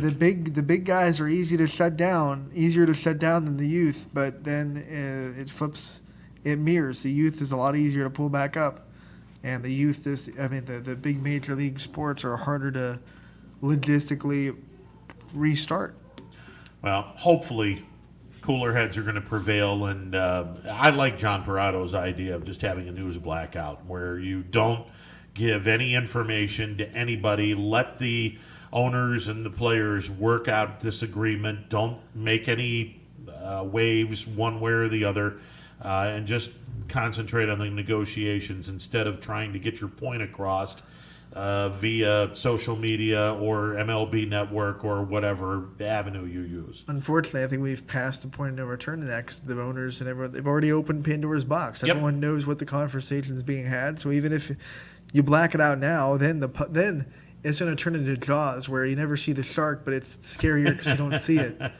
And people's imaginations are going to run wild if they don't see. They already know kind of what the conversation's about, but then they don't know what's happening behind closed doors. It might turn worse. Well, we'll see what happens. Obviously, a lot of things need to be done in order for Major League Baseball to get back to playing ball on the 4th of July. And that will hopefully happen very, very soon. That'll do it for the Wednesday edition of Running Points. Many thanks to John Parado, Doug Phillips, Tom Callahan, our guests for the day. We will do it again on Friday, noon to 3 on ysnlive.com. Have a great day, everyone. See you.